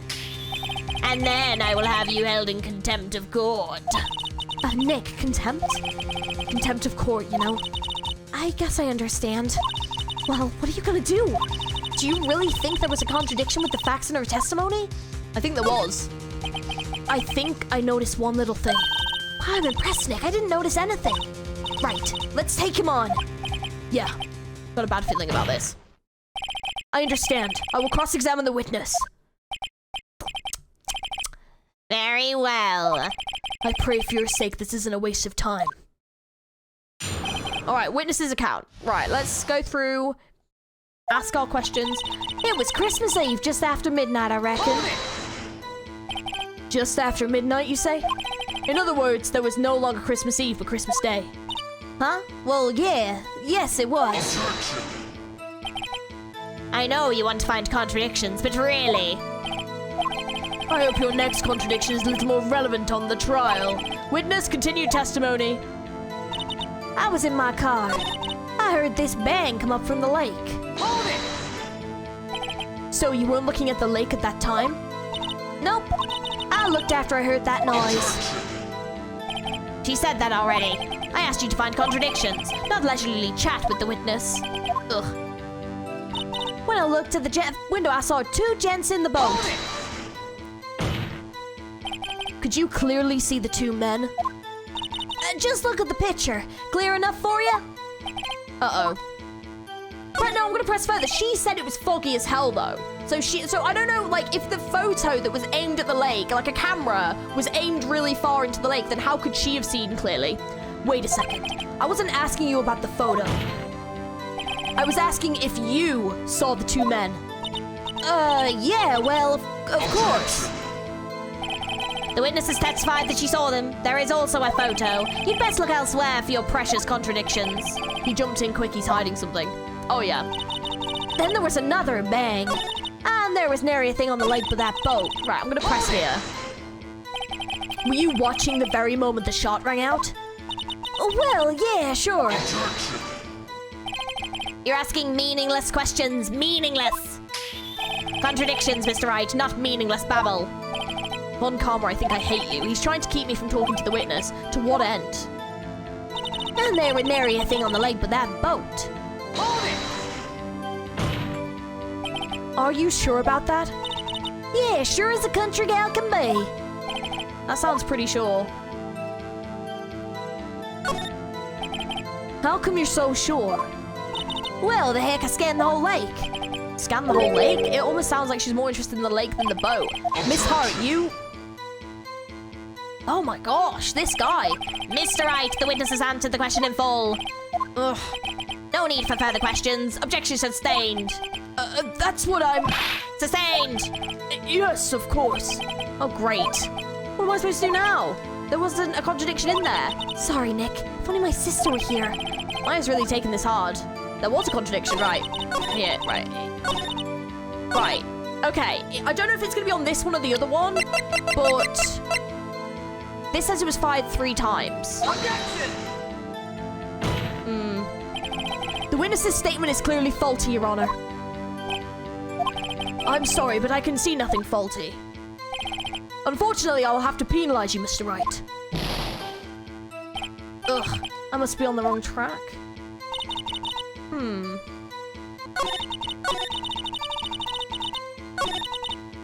Oh, did I press on this one? Why were you camping there anyway? I'm a research student at my university. I was taking pictures to use in my research. What research? This all sounds suspicious. Miss Hart, could you be more specific about your research?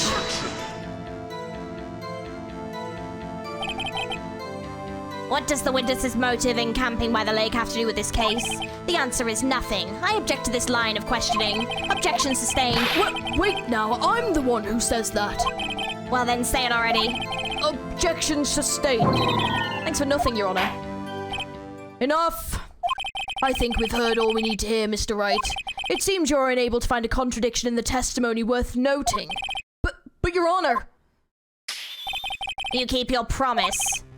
Mr. Wright, I'm afraid that I will have to penalize any further outbursts by holding you in contempt of court.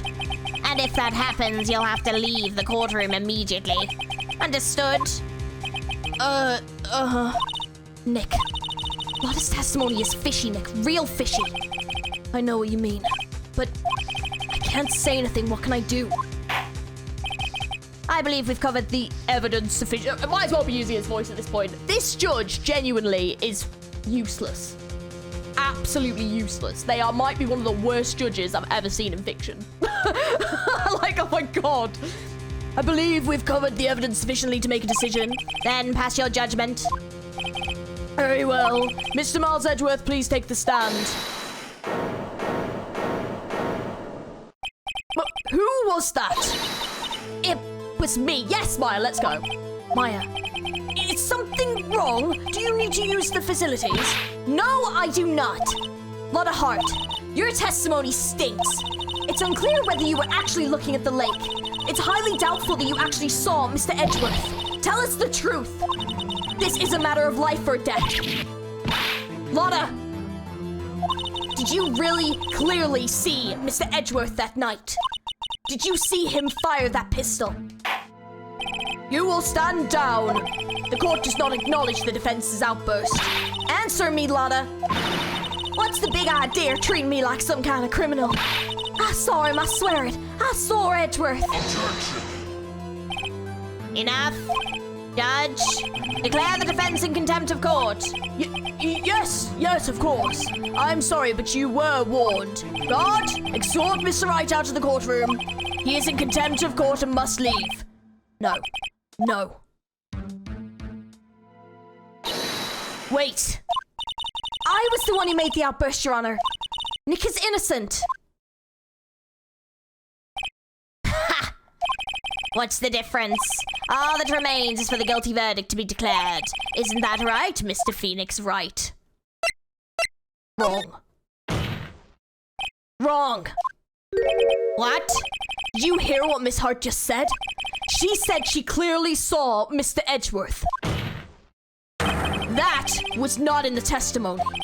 That changes her testimony, and I have the right to cross-examine her again. Yes! Let's get him! Order! Order! Order! Order! Order! You're in contempt of court. It's too late for wild claims. Judge, sustain my objection. Oh, hang on. Are you actually going to do something useful? Oh, he actually is, thank God. I'm sorry, Mr. Von Karma, but I cannot. What? Miss Lotterhart has made a new testimony. The defense does have a right to cross-examine her again. But he's in contempt of court.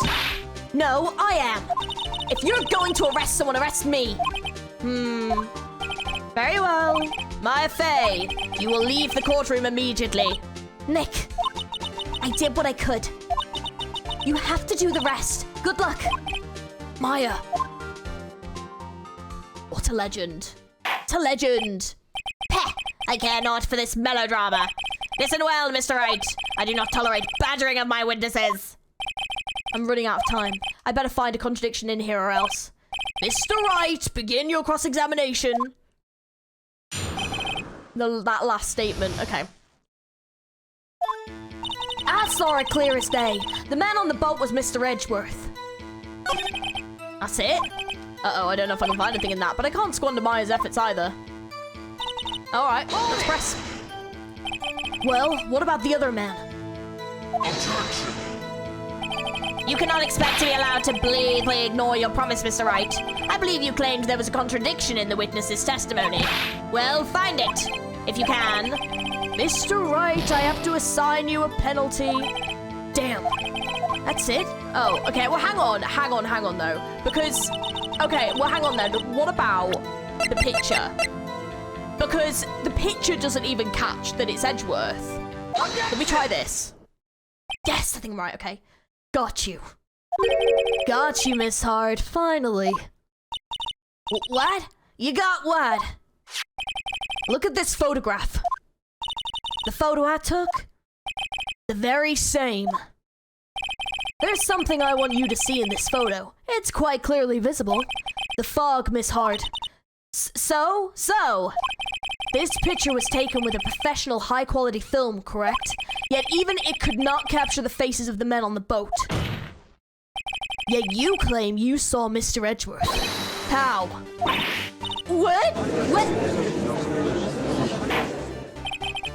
Mr. Wright has a point.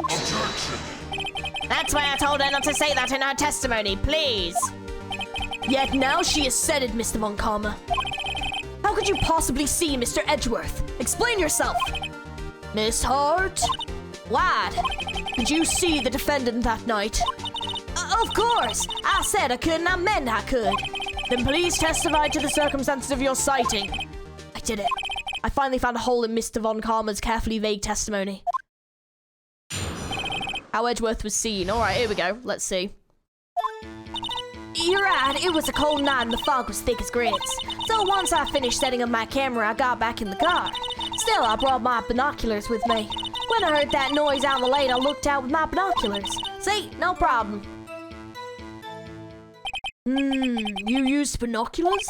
Very well, you may begin your cross-examination, Mr. Wright. This one had better be good. How Edgeworth was seen, okay. You're right, it was a cold night and the mist as thick as grit. So, how could you have seen Edgeworth? Now, just hold your horses for a second. You hasty Yankee types never find a gal where I'm from. Defense attorneys have trouble with that as it is. Nobody loves me. So, once I finished setting up my camera, I got back in the car. Your camera? Yeah, it's got an automatic... The issue we are concerned with is Miss Hart seeing Mr. Edgeworth. The camera has nothing to do with this at all. Objection sustained. Ugh, it's not letting me answering my questions. Still, I brought my binoculars with me. Binoculars? Yeah, binoculars. Yesterday you mentioned that you were out looking for shooting stars, correct? Well, yeah. Wouldn't you need that telescope, not binoculars for that? I've got doubts about your camera, too. Was that really to take pictures of meteor showers? The camera is irrelevant to the case. You can't say that for certain. Mr. Wright, is the camera really relevant to this case? If you believe it is, you may continue with this line of questioning. But know this, if you find nothing with this, there will be consequences. Well, Mr. Wright, do you wish to press further about the camera? Yeah. It's literally pointed at the lake. This is a make or break it time. The camera is of the utmost importance, Your Honor. It is perhaps the key to this entire case. Therefore, I will continue my line of questioning. Wow, maybe I went a little overboard there. Very well. Miss Hart, you will testify to the court about the camera.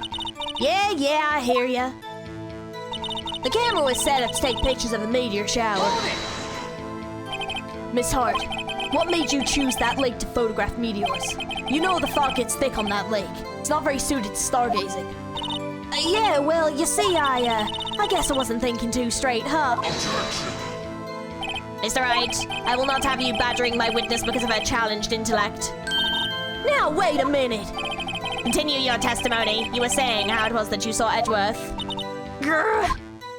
No unnecessary comments, please. When I heard the noise out of the lake, I looked out my binoculars. There was a heavy fog. How would binoculars change that at all? What do you mean? Even binoculars can't see through fog. But you say you clearly saw him. I did, yeah. Enough.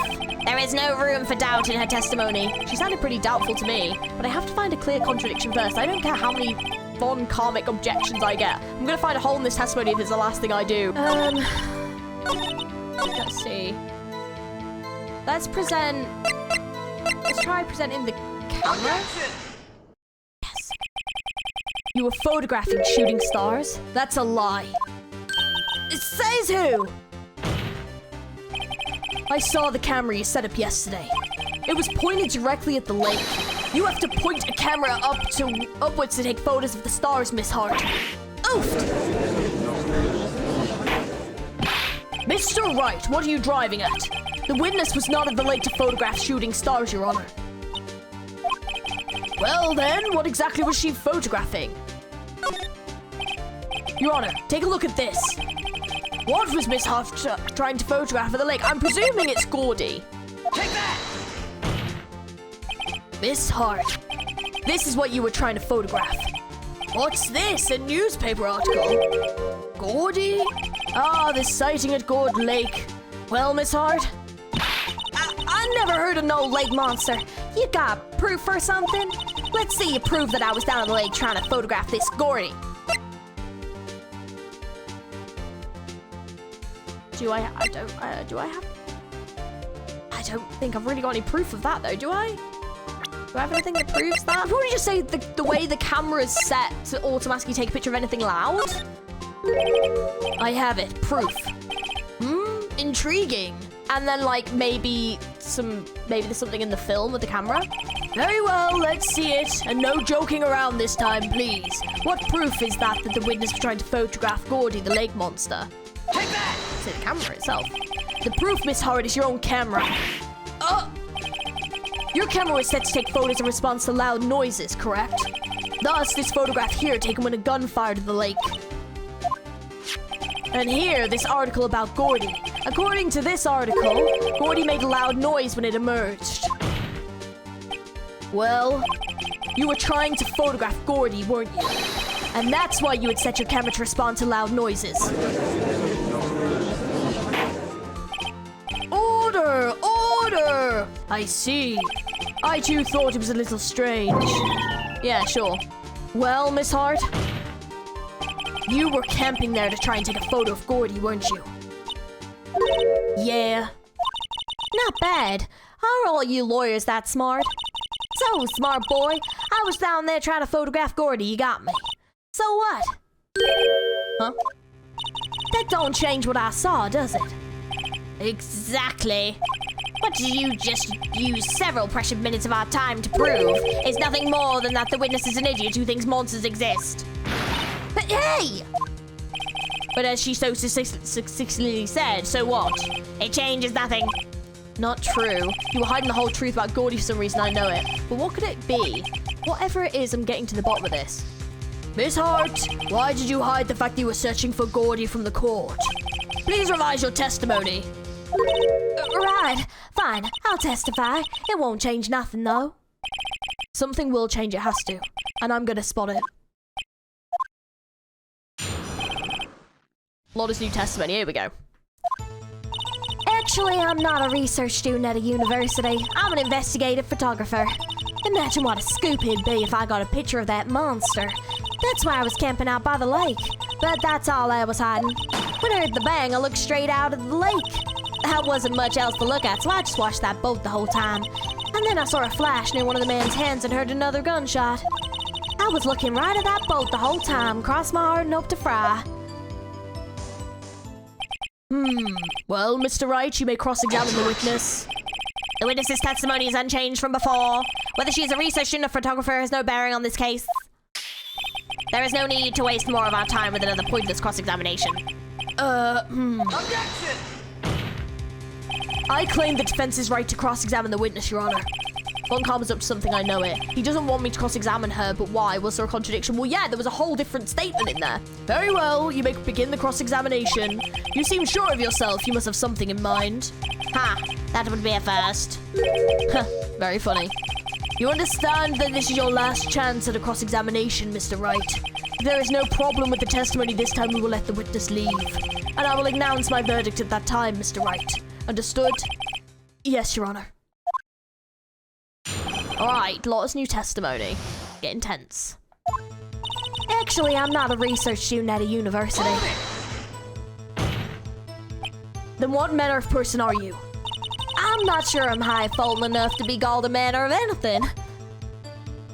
I'm an investigative photographer. An investigative photographer? Yep, you get your photo and sell it to the press, and it's that kind of business. You know, I was taking pictures of my sister's graduation last year. And guess what? What? There was a UFO. UFO just hanging in the sky. A UFO? You know, an unidentified flying object, a UFO. That's when I had sort of a revelation.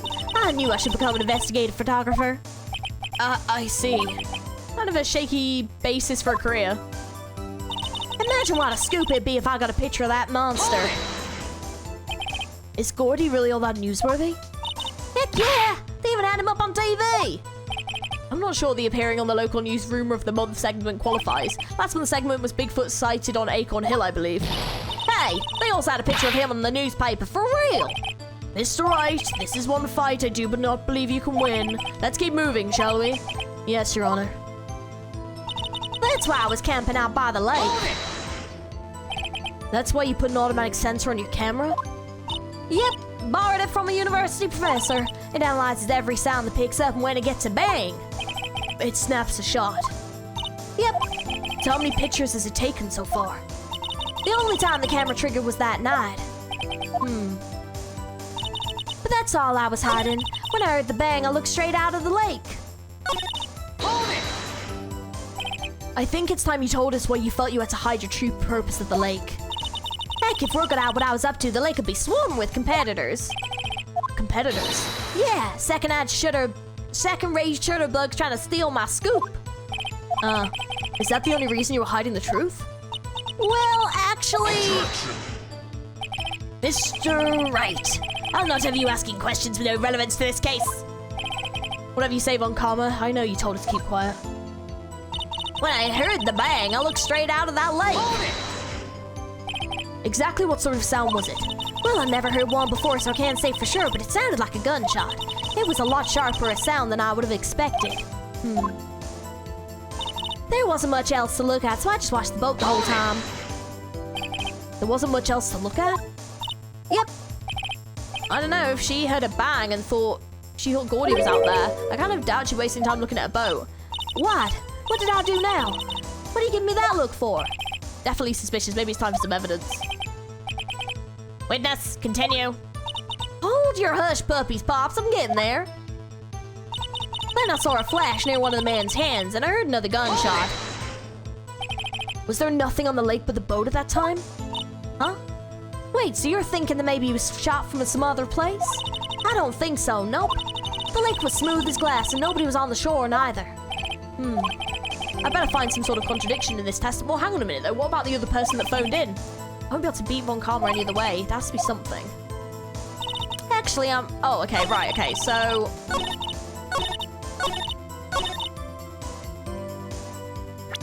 Is there anything else here?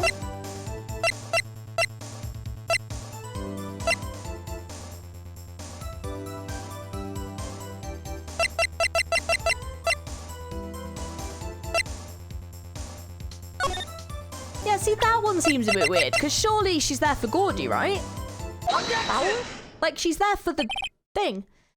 Miss Hart, were you really looking at the boat?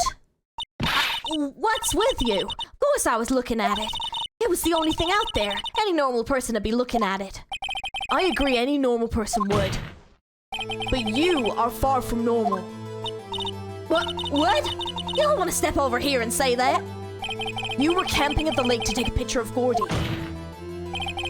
Think about it. What would you do if you heard a loud noise? You'd be scanning the lake for any sign of Gordy, that's what. You wouldn't give the boat a second thought. Order! Continue, Mr. Wright. You testified that you were watching the boat through binoculars. However, you wouldn't need binoculars to watch that boat. You needed them to search for Gordy, and that's what you were doing. Well... Well, now that y'all mention it, I did sort of take my binoculars and kind of scan the lake a bit. I mean, Gordy might be out there and all. Miss Hart, are you saying that you were not watching the boat then? Sorry, y'all. I wasn't fibbing, really. I thought, you know, I could be a witness to a murder and all. I kind of got excited. I sure was. I was watching the boat till now. This is totally uncalled for. But hey, you got the photograph, you got proof. Still, we can't see who is shooting who is who in this. Right. That's why I took this photo and... Witness, that's enough. You've had a long day. Shut your pie hole. Shut my what? What was she going to say? She took the photo and what? Wait a second. She even had a photograph to prove it. But you really can't tell from the photo who is shooting. That's why she said she's going to enlarge the photo. She said it'll drop the quality a map, but it should let us see who's who. She enlarged that photo? Why wouldn't Von Karma let us show it? I've got a hunch. I bet that enlarged photo shows something bad for Von Karma. This is my chance. If I'm wrong, though, it'll mean prison for Edgeworth or worse. What should I do? Make sure the enlargement. Definitely. Miss Hart, look at this photograph. You enlarged this photograph, did you not? Yeah, I did. Why has that enlargement not been presented to the court? Because it does not exist. What are y'all talking about? You were the one who told me not to show it in court in the first place. You old fool. See, he doesn't want it here, which means it must be something good for us. What is the meaning of this, Mr. Von Karma? Miss Hart. Show the photo to the court. Show us the enlargement. The prosecution objects to the submission of this evidence. Objection denied. Oh, gosh, she's actually doing something useful. The witness will show the enlargement to the court. Here it is.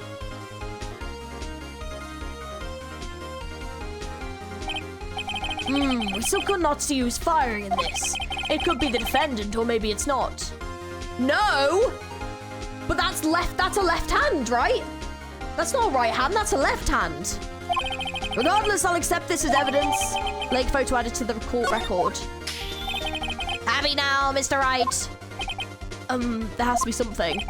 You asked for the enlargement, you got the enlargement.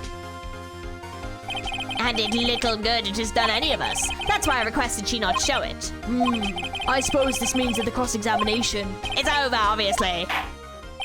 Then I would like to close the cross-examination of Miss Lotta Hart. And none too soon. That was a flagrant waste of my time. Mr. Von Karma, do you have anything to add? I stated everything I needed to when this trial began. Decisive evidence. A decisive witness. What else could possibly be required? Nothing, of course. Then I believe it is time for me to declare my verdict. Wait, it's not supposed to go like this. There has to be a clue in this photo somewhere. This is bad, real bad. What should I do? Ooh. Do we have anything else? See, I feel like we almost should object to the enlargement because I feel like it's incorrect because it's not like the interpretation that we've made of it is incorrect, right? Right. I think I'm going to object to the enlargement. Your Honor, there is something decidedly strange with this enlargement. What might that be? Mr. Wright, you will show the court what you mean. What about this photo is strange? Okay, here goes nothing. I'll show the judge what's strange about this photo. Okay. Take that! This, I think? Here, Your Honor. The shooter? I'm not sure I understand. What about the shooter is strange? Look at the hand holding the pistol, Your Honor. The hand. That hand directly contradicts another piece of evidence. This man's left hand does what? Let me show you. I'll show you the evidence that left hand contradicts. So it's the pistol, right? Because that's right hand. Take that! The evidence is clear. The man in this photograph is holding that pistol in his left hand. However, the prints on the murder weapon were from Edgeworth's right hand. Ergo, the man shooting the pistol in this photograph is not Mr. Edgeworth.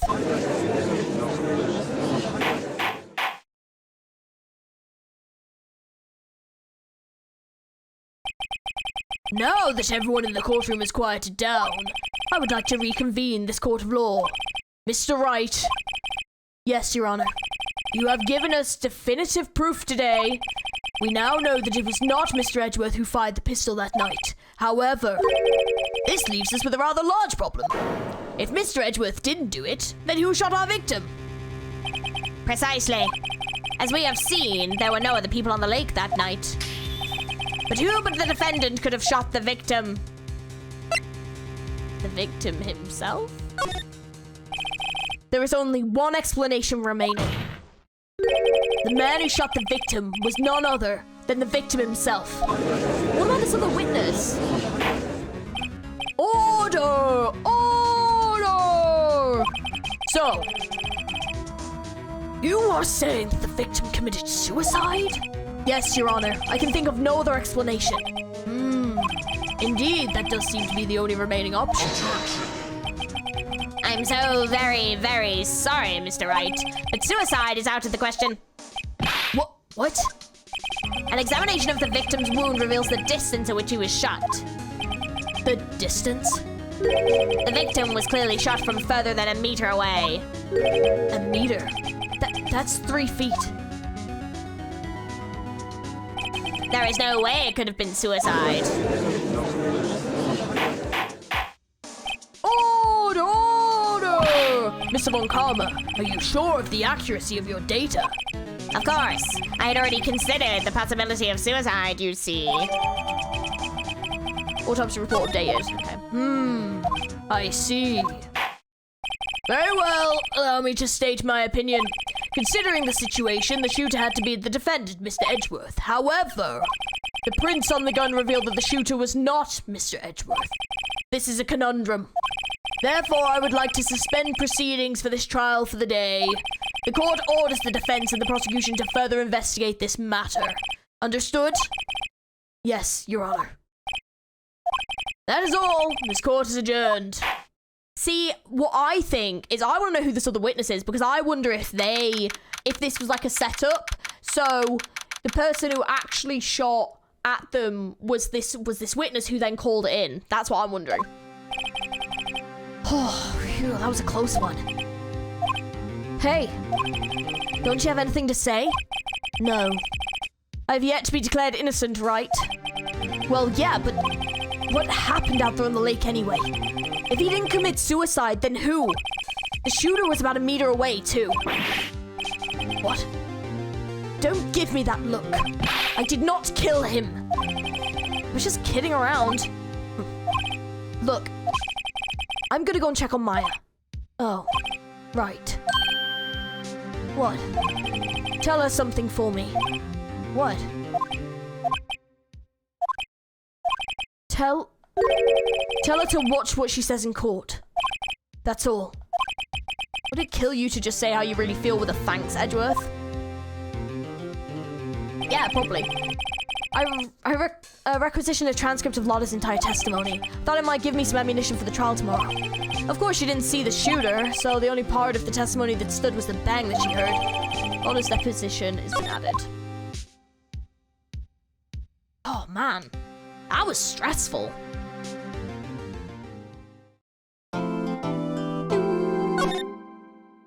Alright. Oh, I think I've actually reached the bottom of the save point thing. I don't know why I've been saving it like this, but we just have. I don't know why I've done that, but oh well. December 26th, detention center. Maya! Hey, Nick, it's you! I'm glad Mr. Edgeworth made it through the day okay. It's a relief.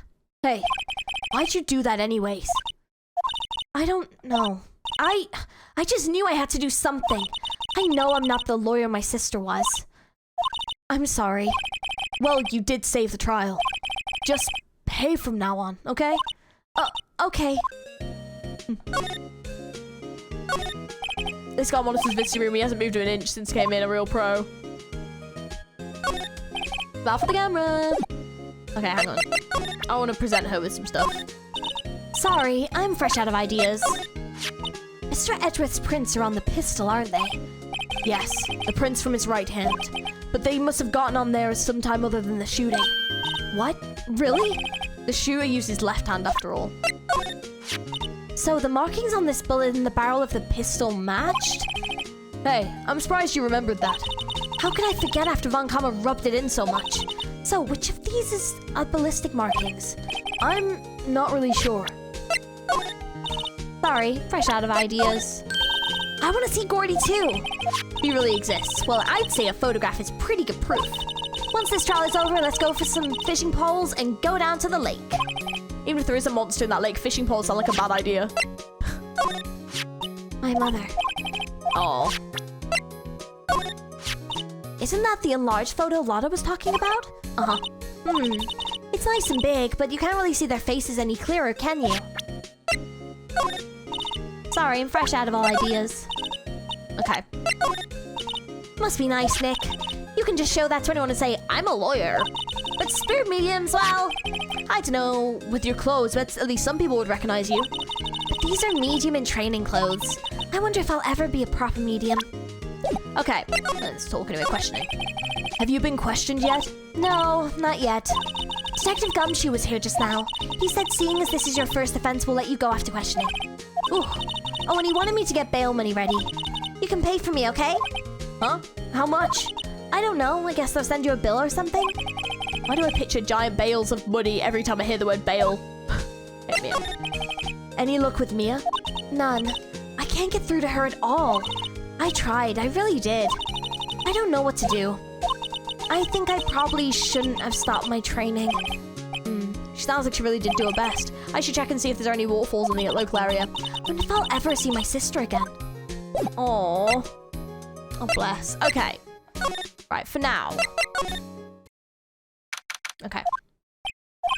Sure is quiet with nobody here. Right. I have to get Maya out of the detention cell soon. Oh, can I do that now? Detective Gumshoe's not here. Gumshoe's at the scene again today. Huh? Oh, really? He's a live wire, that one. Got into a fight with the chief for not following protocol. Not following protocol? I bet he couldn't help them build the case. I bet he wouldn't help them build the case against Edgeworth. Yeah, probably. Let's go. There are fewer than there were yesterday, but the cops are still around at the park. I wonder if Detective Gumshoe is here today. Let's go and have a look. Haven't seen Larry around today at all. Probably off paying through the nose on a date with lovely Keans.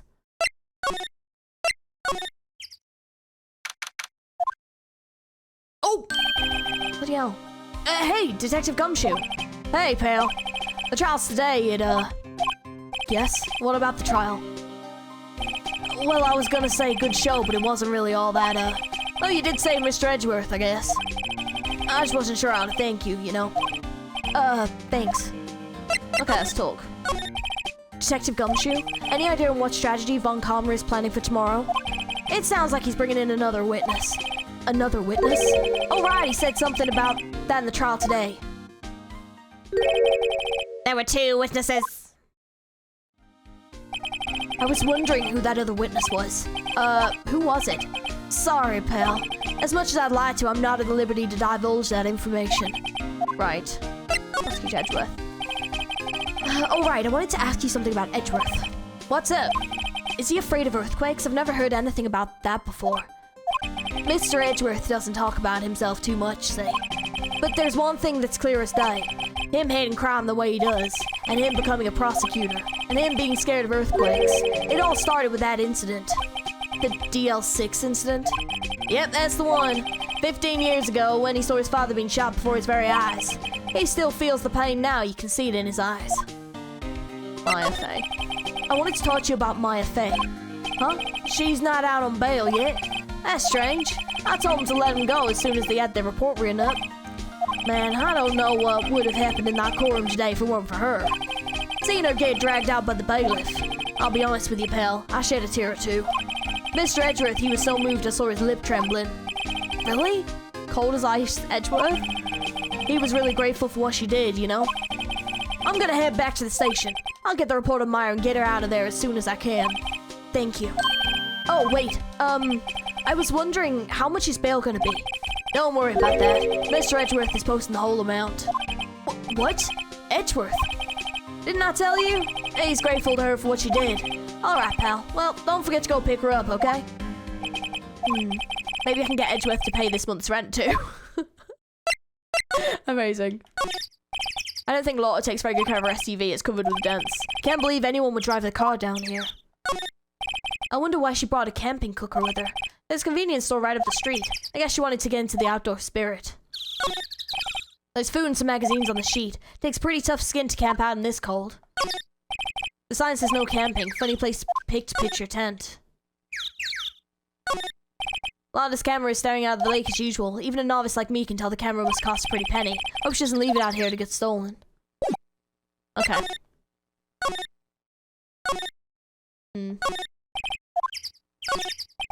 Famous Gold Lake has green water stretched out on both sides. It's a pretty big lake, really.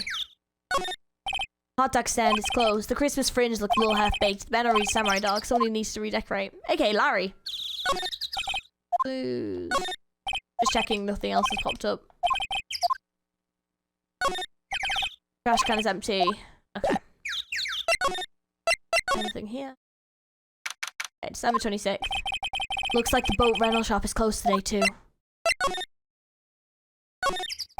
Small boat rental shop. Doesn't look like anyone's around. They're probably closed because of the murder. There are some boats floating at the dock. The murder took place in the boat from the dock. Apparently the police took away the actual boat that was used that night. Indeed, there's space for one more boat at the dock. There's more forest off that way. I doubt I'll be able to find any useful clues in there. Okay, so we probably can just go pick Myra up, to be honest. Okay. Go here.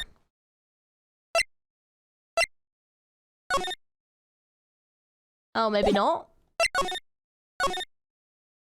Oh.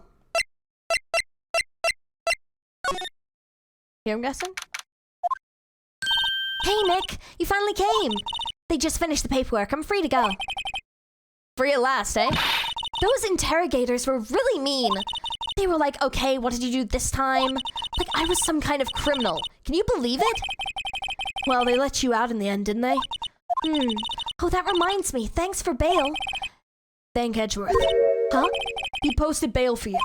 He said he was grateful for what you did. Mr. Edgeworth did that? I have to make it up to him. We've got to win this case, Nick. What to do? What do you think we should do next? We're kind of lacking in the clues department. We could go to the park and look for Gordy. I was kidding. Still, if there are any clues out there, the park's as good as a bet as any. What do you say? Should we head down there? Sure. Have you noticed anything lately? You know, I did notice one thing while I was here in the detention. It's really pretty comfortable here. It's warm and they keep it very clean. I meant, have you noticed anything about the case? Well, not much more than that, no. He's probably still upset about me, or I should leave her alone. Okay. Let's go back to the gourd entrance then again. She can't stay away. There aren't many cops around today, are there? They're probably back at the precinct working up the case against Edgeworth. Hey, y'all! Hey, it's Lotta. You really did it today. Well, what do we do now? Nah, I'm not complaining. See, I did a little thinking, a little self-reflection, you might say. I realized that being a witness is a mighty big responsibility. But I just went up there and started blabbing any old thing that came to mind. Lotta. So you see, I want to make it up to y'all. Make it up? Okay. Today's trial. What did you think of the trial? To be honest, I was doing it half just because I'd say I'd been a witness, even though I didn't really see anything. I kind of convinced myself I had, though. I'm sorry, I know it caused y'all a lot of trouble. Well, memory is a tricky, vague little thing. Yeah, I sure know that now. I'll be fine the next time I witness a murder. Right? You mean the first time you witnessed a murder? Gordy. What about Gordy? Right. Well, the way I figure it, the trial's only stoking the flame of Gordy fever. I'll get my exclusive photos and rocket start him. All right, Lotta, you go, girl. I wish I could be an investigative photographer, too. Initial spirit medium training first. Make it up. Lotta, what do you mean by making it up to us? Well, you see, actually, I got a bit of information for you. What? That Von Karma didn't want me to say nothing about it. What information? Now we're getting to the heart of it. See, I reckon we might be able to do ourselves a little exchange. Exchange? I thought this was to make it up to us. Right. I propose a little exchange to make it up to you. What? Information don't come cheap, my friend. Hey, I see you thinking how unsophisticated these southern folk are. It's written all over your face. Let me tell you, most southerners are way more sophisticated than you. I'm just the exception, okay? Well, what'll it be? We gonna deal or not? What do we do, Nick? Sure. It's just deal. We don't have any other leads, so I don't think we have a choice here. Okay, how much? Huh? You completely off your rocker? I may not be sophisticated, but I'm not trying to rob the poor. Huh? The only fair exchange for the information is information. Listen good. What I need from you is information about Gordy. What? Gordy? But Gordy doesn't... I mean, Gordy might not exist. Then bring me proof that shows he don't. I'll be keeping watch from my car, okay? You see something, y'all come to me first, got it? Okay. Right. See y'all later. Okay, Nick, let's get hunting. Hunting? You don't seriously mean... Gordy? I sure do. What about Edgeworth? We're searching for Gordy for him, Nick. Don't you get it? Okay, and how exactly do we search for a make-believe monster? Maybe we can find a monster myth specialist? Do I know one of those?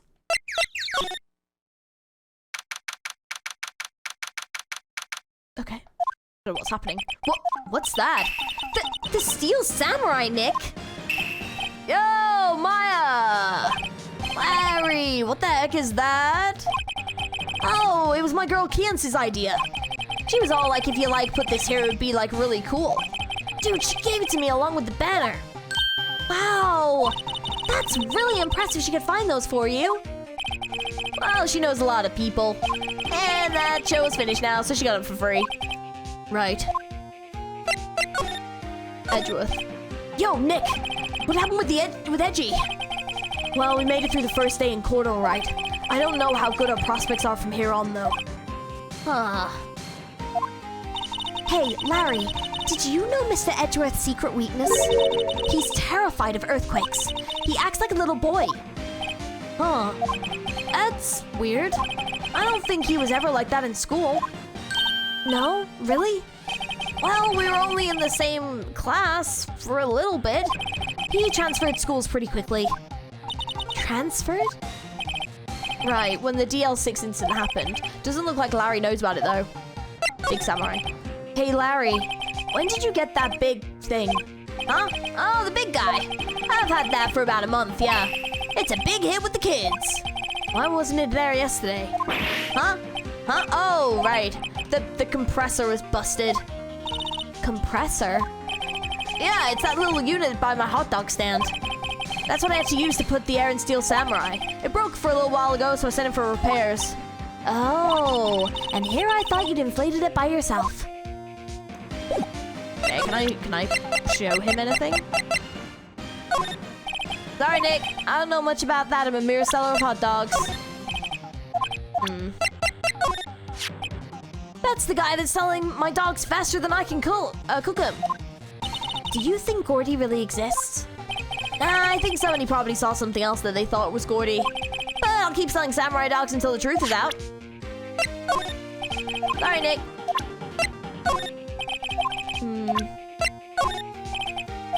Okay. Alright. Okay, let's move again.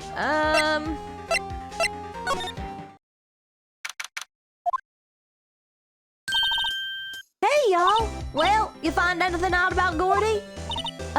No, nothing. Well, keep moving. Yeah, it's cold out here at nighttime. It's a little chilly. I think I might have to sneeze. Whoa, no you don't. No sneezing. Oh, achoo! I told y'all, no sneezing! See, I set the camera to respond to things a little softer than a bang. Here's a trigger on one of them Von Karma finger snaps now. Oh, I'm sorry. Yeah, well, sorry's nice, but what about my film? Nick, pay the lady. Oh, okay. I learned something in today's trial, that's for sure. Testifying is a serious business. That's why I decided not to talk about the case no more. Huh? Whoa, didn't you say you had information about the case? Tell us that at least. Like I said, I'll trade it for the dirt on Gordy. What are you gonna do if Gordy doesn't exist? I'll quit being an investigative photographer. What? After all, I only have one photo to my name so far. Was it a good one? You bet. A UFO. A UFO? Anyways, if I can't get a career making photo this time around, then that's it. I'll quit and go back to school. Huh? So you really are a university student? Yeah, well, I'm taking a break for a bit. Right. What are you gonna do if Gordy doesn't exist? Okay, so hang on, so...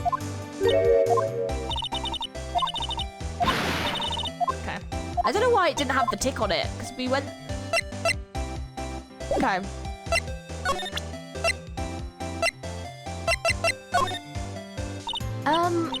You know, I was wondering...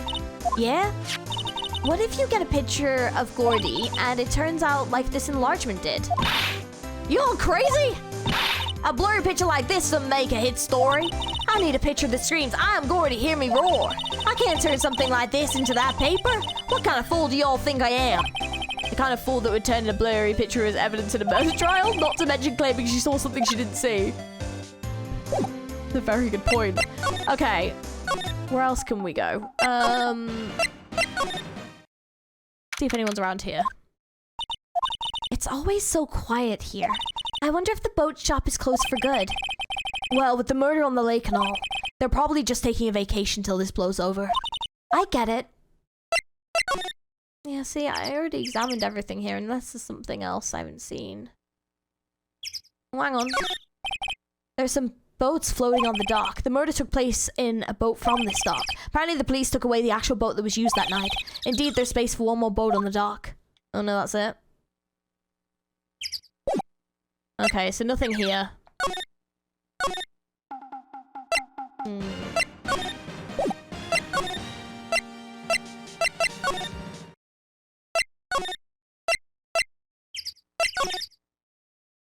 Let's see if there's anything around here. Hey there, pal. What's up? You look out of sorts. Wait, you didn't go and do something that's gonna hurt Mr. Edgeworth's case again. What do you mean again? Whatever, have a seat, pal. I'm here for you if you need anything besides money, that is. And investigation. How's the investigation proceeding?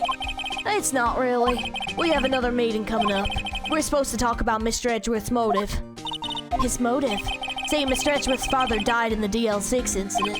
And the guy who got the lone suspect declared innocent was the victim in this case, Robert Hammond. They're saying that's why Mr. Edgeworth shot him. And Edgeworth never talks about his past. I bet they'll drag this out and hit him with it in court tomorrow too. Poor Mr. Edgeworth. I gotta admit, it doesn't look good, pal. Okay, Gordy. Say, Detective Gumshoe, do you know Gordy? The monster down in Gourd Lake? Not personally, no. Well, we're looking for it. Huh? Are you out of your minds? Eek! You got time to go monster hunting? How about doing a little questioning for me, then? Oh, Detective Gumshoe is scaring me, Nick. I told Detective Gumshoe about the deal with Lotto. Nick, try telling him sooner next time. Sorry. Ah, see, pal. Sorry for shouting at you. Okay. Detective Gumshoe will aid your search for Gordy. Huh? I'll loan you one of our newest secret weapons for film and finding evidence. Really? You can take whichever one you'd like. Okay, give us the goods. Hold on now, everything in due time. First, let me show them to you. These are our best and brightest. Introducing secret weapon number 1, Missile. Missile? He's a canine police dog, still in training. Missile! Missile, here, boy! So cute. Here he is. He's cute! Look, Nick, cute dog. A cute dog, and this will help us how? Next, secret weapon number 2, a fishing pole. Here, this is my very own personal pole. Detective Gumshoe, we're looking for a monster.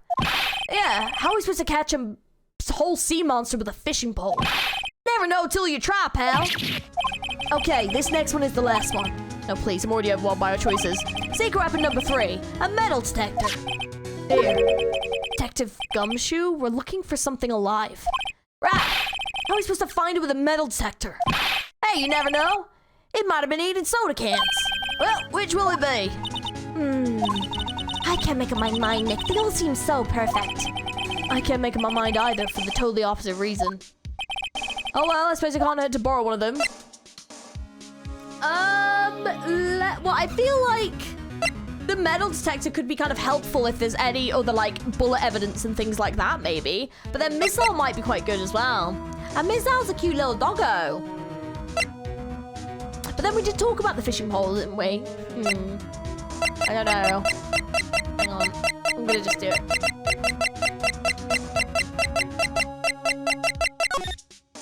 Which one? Oh, I've got a fishing pole. Okay. Can we borrow that flimsy-looking fishing pole? Sure thing, pal. Oh, if it breaks, be sure to dispose of it properly, okay? Right. Sadly flimsy and of dubious utility. That's hilarious. Oh, we can swap. Okay. Right, we'll take the fishing pole for now then. Let's take it for now. Okay.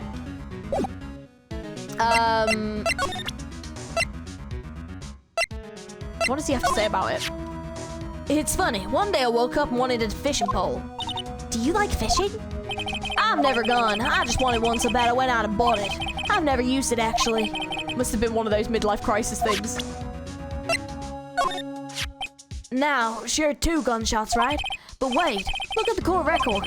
Oh, according to this, the murder weapon was fired 3. That's what I said earlier! What? How's that possible? Where was the 3rd shot fired? I wonder. Maybe it was a practice shot or something?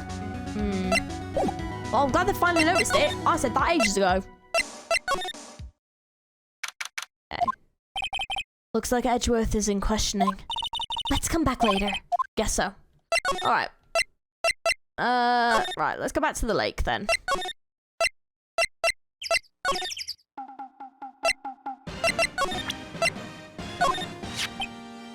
You know, you can't catch many fish in this lake. I'm not after small fry.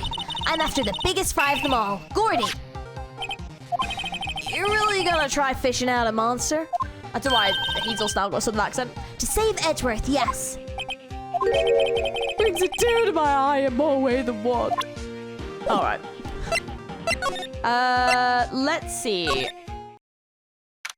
I have to go here. Okay, Nick, this looks like a good spot. A good spot for what? Time to do some fishing. She's serious. What are you gonna use for bait? Oh, Yeah. Oh. I figured something like this would happen. We should have brought Missile along with us too. At least then we'd have bait. Nick, how could you? I'm kidding. I'm kidding. Some jokes are better left untold. Oofed. She hit me. Okay, watch this, Nick. Just try not to reel in any empty camps or boots, okay? Here we go. My leg! Hey! What are you doing? Sorry, Lotta. Don't tell me y'all are with some film company's payroll. Nick, pay her. My poor, poor wallet. Lotta, wait, for catching Gordy. A fishing pole? Are you out of your dog one mind? Yes, I mean, yes, it's a fishing pole. Huh. I never thought of that. Good luck. Thanks. I don't believe it. Okay.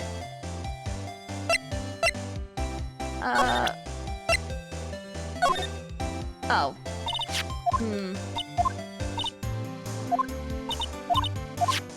Okay, so that just did not work. Okay. So... Okay, let's see what else. Explore missile. You're a thing, pal. Be good to him. He's so cute. Oh, boy. Oh, very cute with shiny eyes. Oh, my God, so cute. All right. Hang on, let's present. Missile is a big star in criminal affairs. Why is he named Missile? Huh, now that you mention it, I'm not sure. But I hear it's aptly named for what it's worth. He is adorable. Alright, let's go back to the lake. Hey, Nick. Missile's been acting strangely. Missile? Oh, right. That little creature of the detectives. Hey, I love little doggies! Good boy, good boy! Grrr. Holy shit, he looks terrifying. What's wrong, Missile?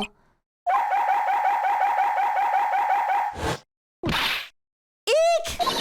Missile! Missile!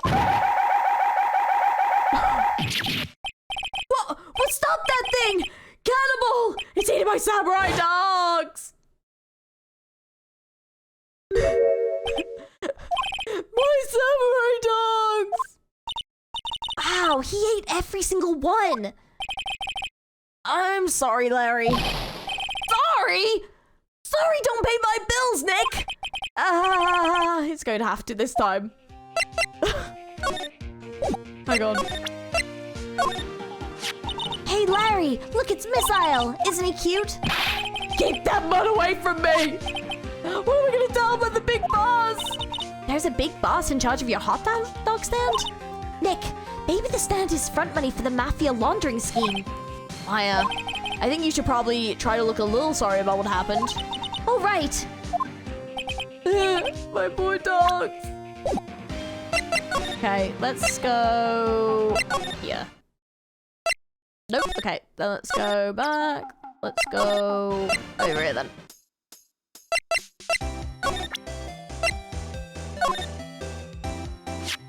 Hey, Lotta. Oh, cute! Hey, yours? He's a canine police dog. His name's Missile. Huh. Canines are the ones they use to sniff for things, right? I wonder what Gordy smells like. I hadn't thought about that. So, want the metal detector this time. See, I'm wondering if we can use this to find the bullet. Okay. Let's present it. Oh god, I got achievement for that. As you can see, it's a metal detector. We use this to look for bullets on the ground. If you can find that monster with it, all the better. I'm not so hopeful. See, but that's what I'm thinking is maybe we can find the other bullet. Okay.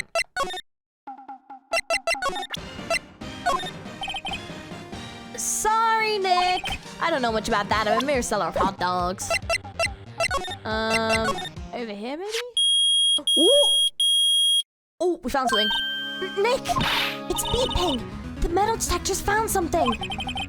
Sure is loud enough about it. Whatever it is, it must be in those bushes. Go check it out, Maya. Why do I have to check it out? Nick, look. Uh-huh. An air tank? Huh. The valve looks broken. I thought it was Gordy. Maya, first of all, why would Gordy be in the bushes? And second of all, why would a metal detector react to a sea monster? Oh. Huh? There's something wrapped around this air tank. It looks like a string of flags. Well, we might as well take it with us now that we found it. It's heavy. Air tank of dubious value retrieved. An empty air tank. The valve is open. The banner of flags are up. Yeah, it's weird. Okay. Let's go to the woods.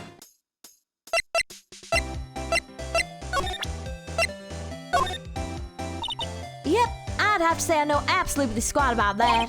Painfully easy to know when something doesn't catch Lotta's interest. Hey Lotta, look at this. It's a metal detector. I know what it is. I'm not sure that's gonna pick up Gordy though. Unless he's been eating people's watches or spare change or something. Oh, I hadn't thought about that. Okay, well, let's go back to this one because I might present the air tank to him. What? An air tank? What about it? Larry, I wanted to ask you about this tank. Have you seen it before? Have you seen this before? Huh? Me? No? Never. Who the heck would go diving in the middle of the winter? There's something about the way his eye twitched when I showed him this tank. It's totally twitching. I think I'd better pursue this line of questioning a little further. Okay. Larry, is it yours? Say, is this air tank yours? Why would I have a thing like that? Look, see how there's a string of flags around the air tank? It's just like the string of flags around your steel samurai there. It must be a coincidence. There's a string of flags everywhere these days. Like elementary schools. And used cars dealerships. Look, why would I need a tank anyway? To go diving? You used this to go diving in the lake, didn't you? What? Why the heck would I go diving in the lake? Wait, you're not saying I had something to do with that murder. No, not at all. Just, hey, watch it, buddy. I'm not saying anything until my lawyer gets here. Larry, Nick is your lawyer. Well, Larry, she's right. Bah. Anyway, I've never seen that air tank, okay? Yeah, right. Larry's hiding something, I can tell. Oh, I think we have to go through this. Okay. Okay, well, there was another option. Hang on. Go through this one to inflate something. You used this to inflate that, didn't you? Inflate what? What else? That big fluffy steel samurai. Now, why would you go asking me a question like that? Looks like I hit the nail on the head. Right. Actually, see, the compressor I always used was on the fritz. So I tried using the tank to inflate it just once, and it didn't go so well, as I suspected. It didn't go so well? Yeah. Do you think you could be a little more specific? Come on. Look, it's embarrassing, so I really don't want to talk about it. Tell us. Fine. Whatever, it's like what I said, the compressor was busted. So I took the tank and tried to fill the samurai up with that. And then... Oh! The valve busted open and made this incredible noise. And then the tank there took off like a rocket.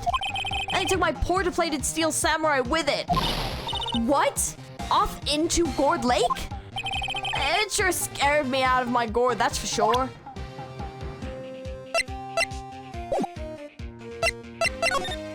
Okay. So the tank and the steel samurai you were trying to fill flew away. What happened next?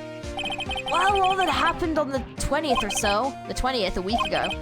Now, as far as I could see, the tank went flying out into the lake. So I went out every night in the boat looking for it.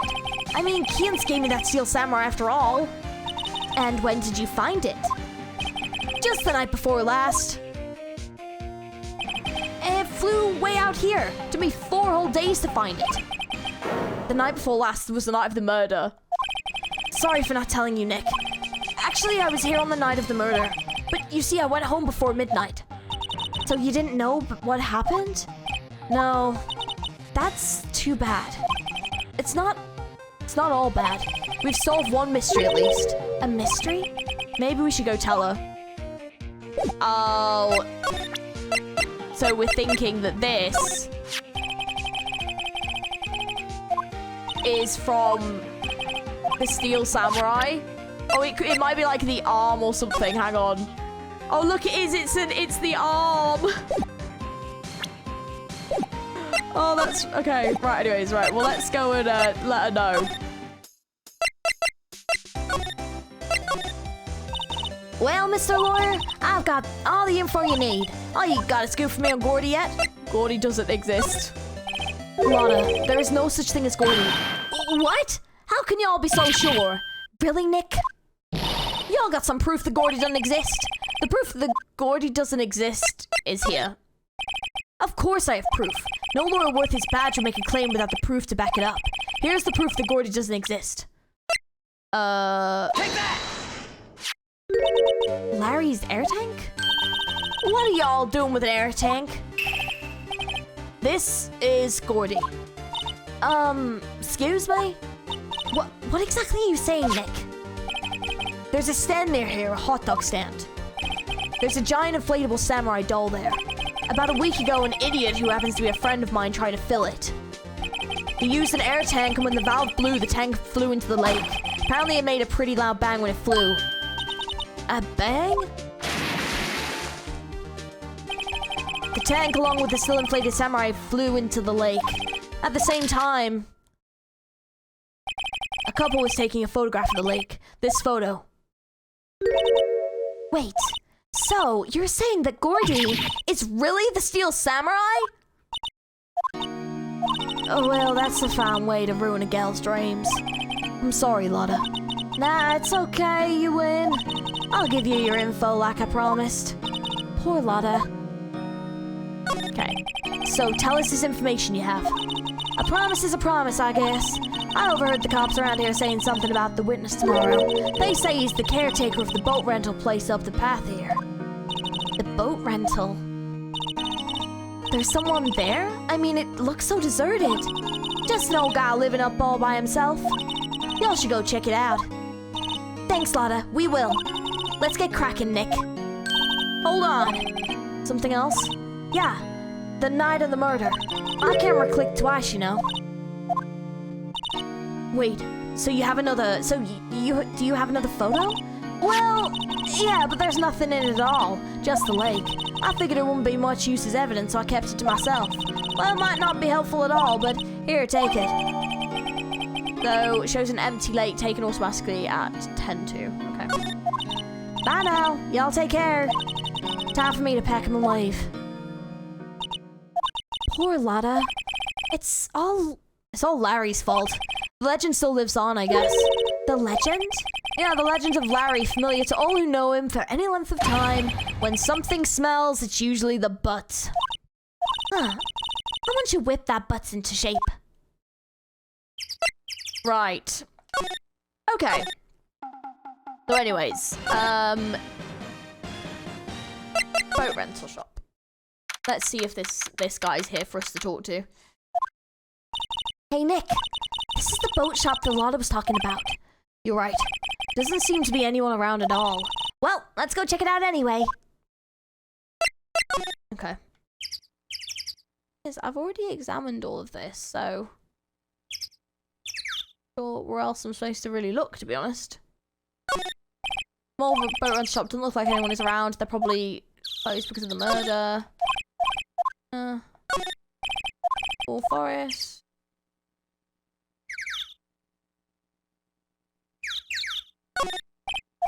Boats. Okay. Oh, there's a shack. There we go. December 26th, caretaker shack. Egg! Is that you? Eek! Hey, is that Keith with you? Where have you two been? I've been worried sick. Nick, you handle this. I think I'll leave this one up to you, Maya. Meg? Yes? Finally made up your mind, have you? My mind? You'll run the pasta shop when I'm gone. Pasta? Glad to hear it, glad to hear it. You make your old man proud. When you kids left the house, I didn't know what to think. Now I'm supposed to keep a place running an old man like me. Polly, the kids are home. Hello! Hello! Ah! Never tried to do an impression of a parrot before. That just came out. I don't know what that was. Nick, what was that? A parrot, the one on that perch. Heath? Yes? I leave the wet noodle in your capable hands, Sonny. Nick, what's the wet noodle? Based on the available evidence, I'd say it's name of his pasta shop. That's a relief, isn't it, Polly? Hello! Hello! Ah! Yep.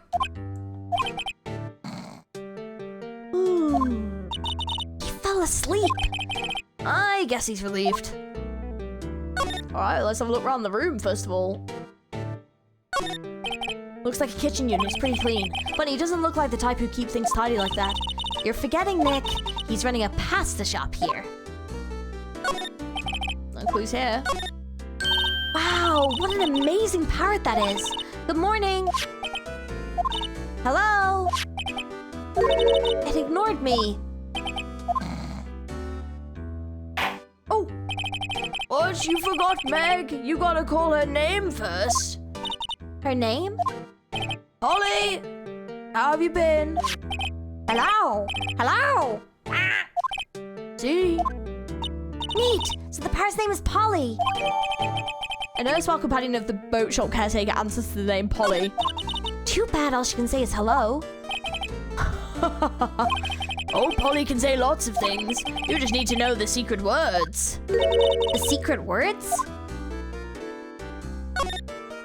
Polly, Polly, what's your name? Ollie! Cute. Maya's found a new friend. Okay. Look, Nick, he has an electric blanket on his table. Looks warm. That's a great idea. We should do that at the office. We can sit down with our clients, snuggle warm, and drink hot cocoa. And what? Talk about murder? Oh, you're a party pooper, Nick.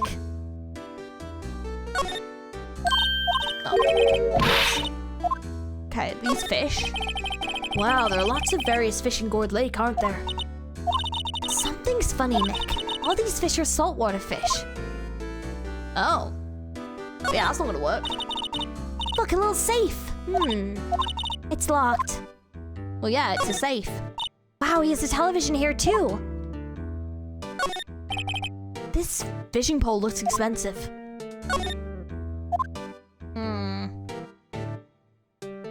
Okay. That's everything we can look at. Okay, let's go up to him. The pasta restaurant.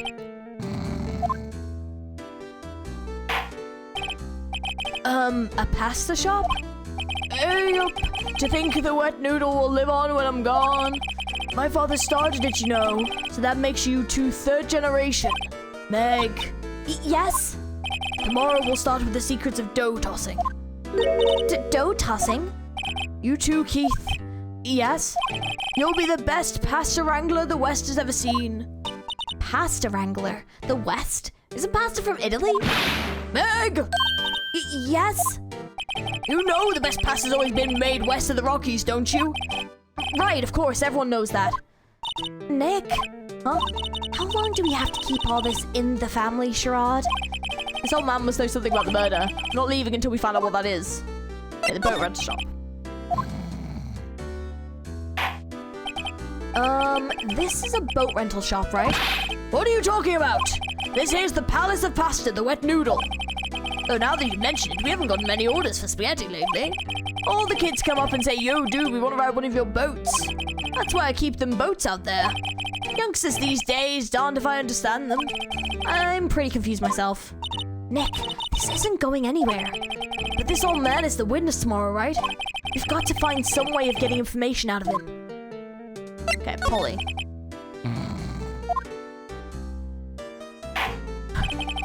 Ugh, my memory's gotten worse of late. That's why I just tell everything important to old Polly here.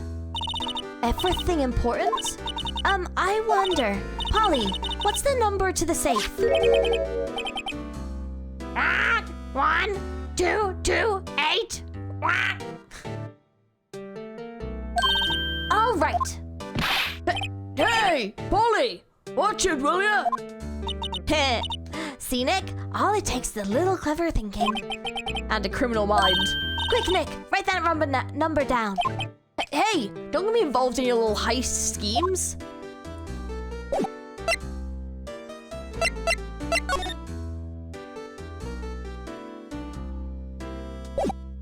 Okay, so hang on. So if we present...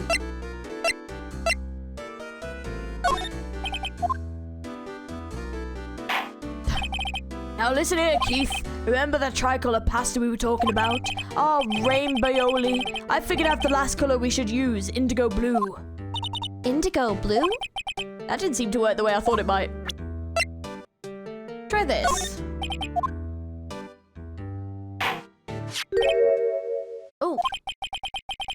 That a lawyer's badge? Yes, it is. I don't believe it. This old guy's the first one to recognize my badge. I get it. Huh? Hey, up, I got you figured out now. You're not Keith? Nick, now's a chance to clear things up. Sir? No, I'm not Keith. And I'm not Meg either. We're here investigating a murder that took place on this lake the other night. Please help us. A lawyer, huh? Please, mister. All right, I'll help. But on one condition. What's that? When this case is over and done, you'll run the wet noodle. Sure? Okay, we promise. Nick, are you sure about this? Hey, anything to get this case solved? Also, who wouldn't want to eat Phoenix noodles? I guess so. That's my boy. Good for you, Keith. Wait, didn't I just say... You too, Meg. Yes? Huh. You bring a tear to your old man's eye, you know. Now, what was it you wanted to know? Speak up, Polly. Hello? Hello? What? Now he's talking to the bird again. How do we get him to talk to us?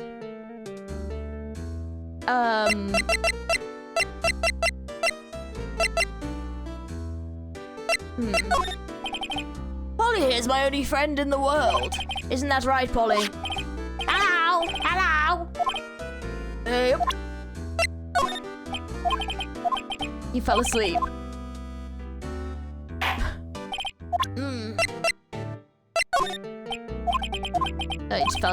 He just falls asleep. Okay, any evidence he didn't like, he just falls asleep. Got it. Hang on, what about this one? Hey, I've seen this.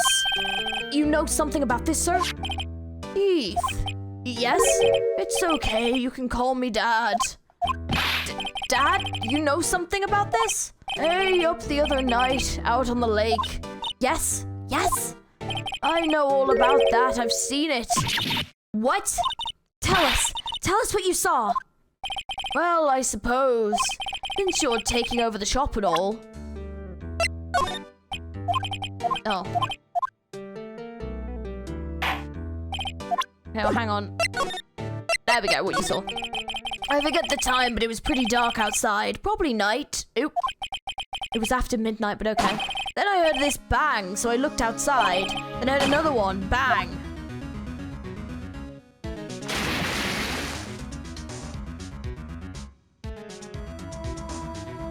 A little while later, this boat comes back.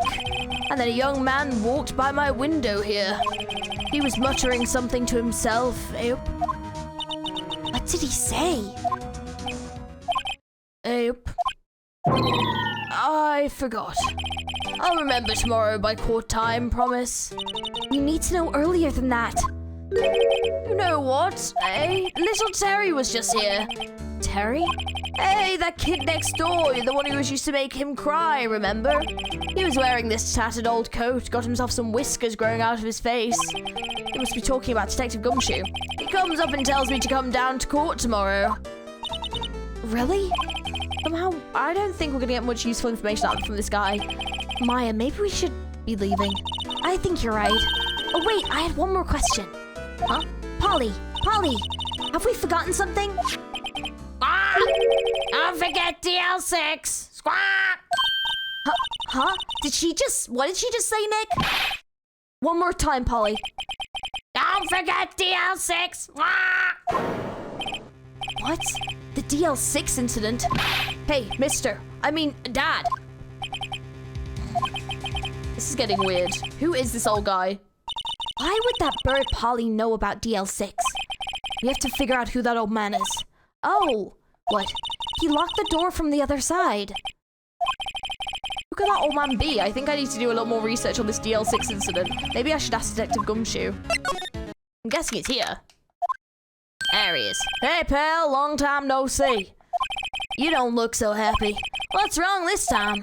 Actually, we wanted to ask you something. Yeah? Alright, boat caretaker. You know the boat rental shop down on Gourd Lake? Oh, yeah? The old man who runs it is appearing as a witness in court tomorrow, right? How'd you... Oh, that was supposed to be top secret. Do you know who that old man is, Detective? Actually, I don't. He's a bit of an odd bird. I haven't been able to get a straight answer out of him. I decided first that he wasn't persuasive enough to stand to testify as a witness. That's why we called Mr. Lauderhart yesterday. As for who he is, we have absolutely no idea. Sounds suspicious. The DL6 incident. Detective Gumshoe, please help us. Huh? We need to know about the DL6 incident. That was when Edgeworth's father died. I can't help but think that has something to do with this current case. To tell you the truth, I don't know much about DL6 either. Mr. Edgeworth forbade us from reading the file. So, I'm afraid I can't show you to them either, pal. What? However, if you can convince me somehow that the DL6 incident is related to this case, well, I guess I'll consider opening the file up. Well, I mean, we know it is. Sorry to disappoint you, pal. Do I have anything to... What's that, a parrot? The old man of the boat shop's rental parrot. No, the boat rental shop's parrot. The parrot knew about the incident.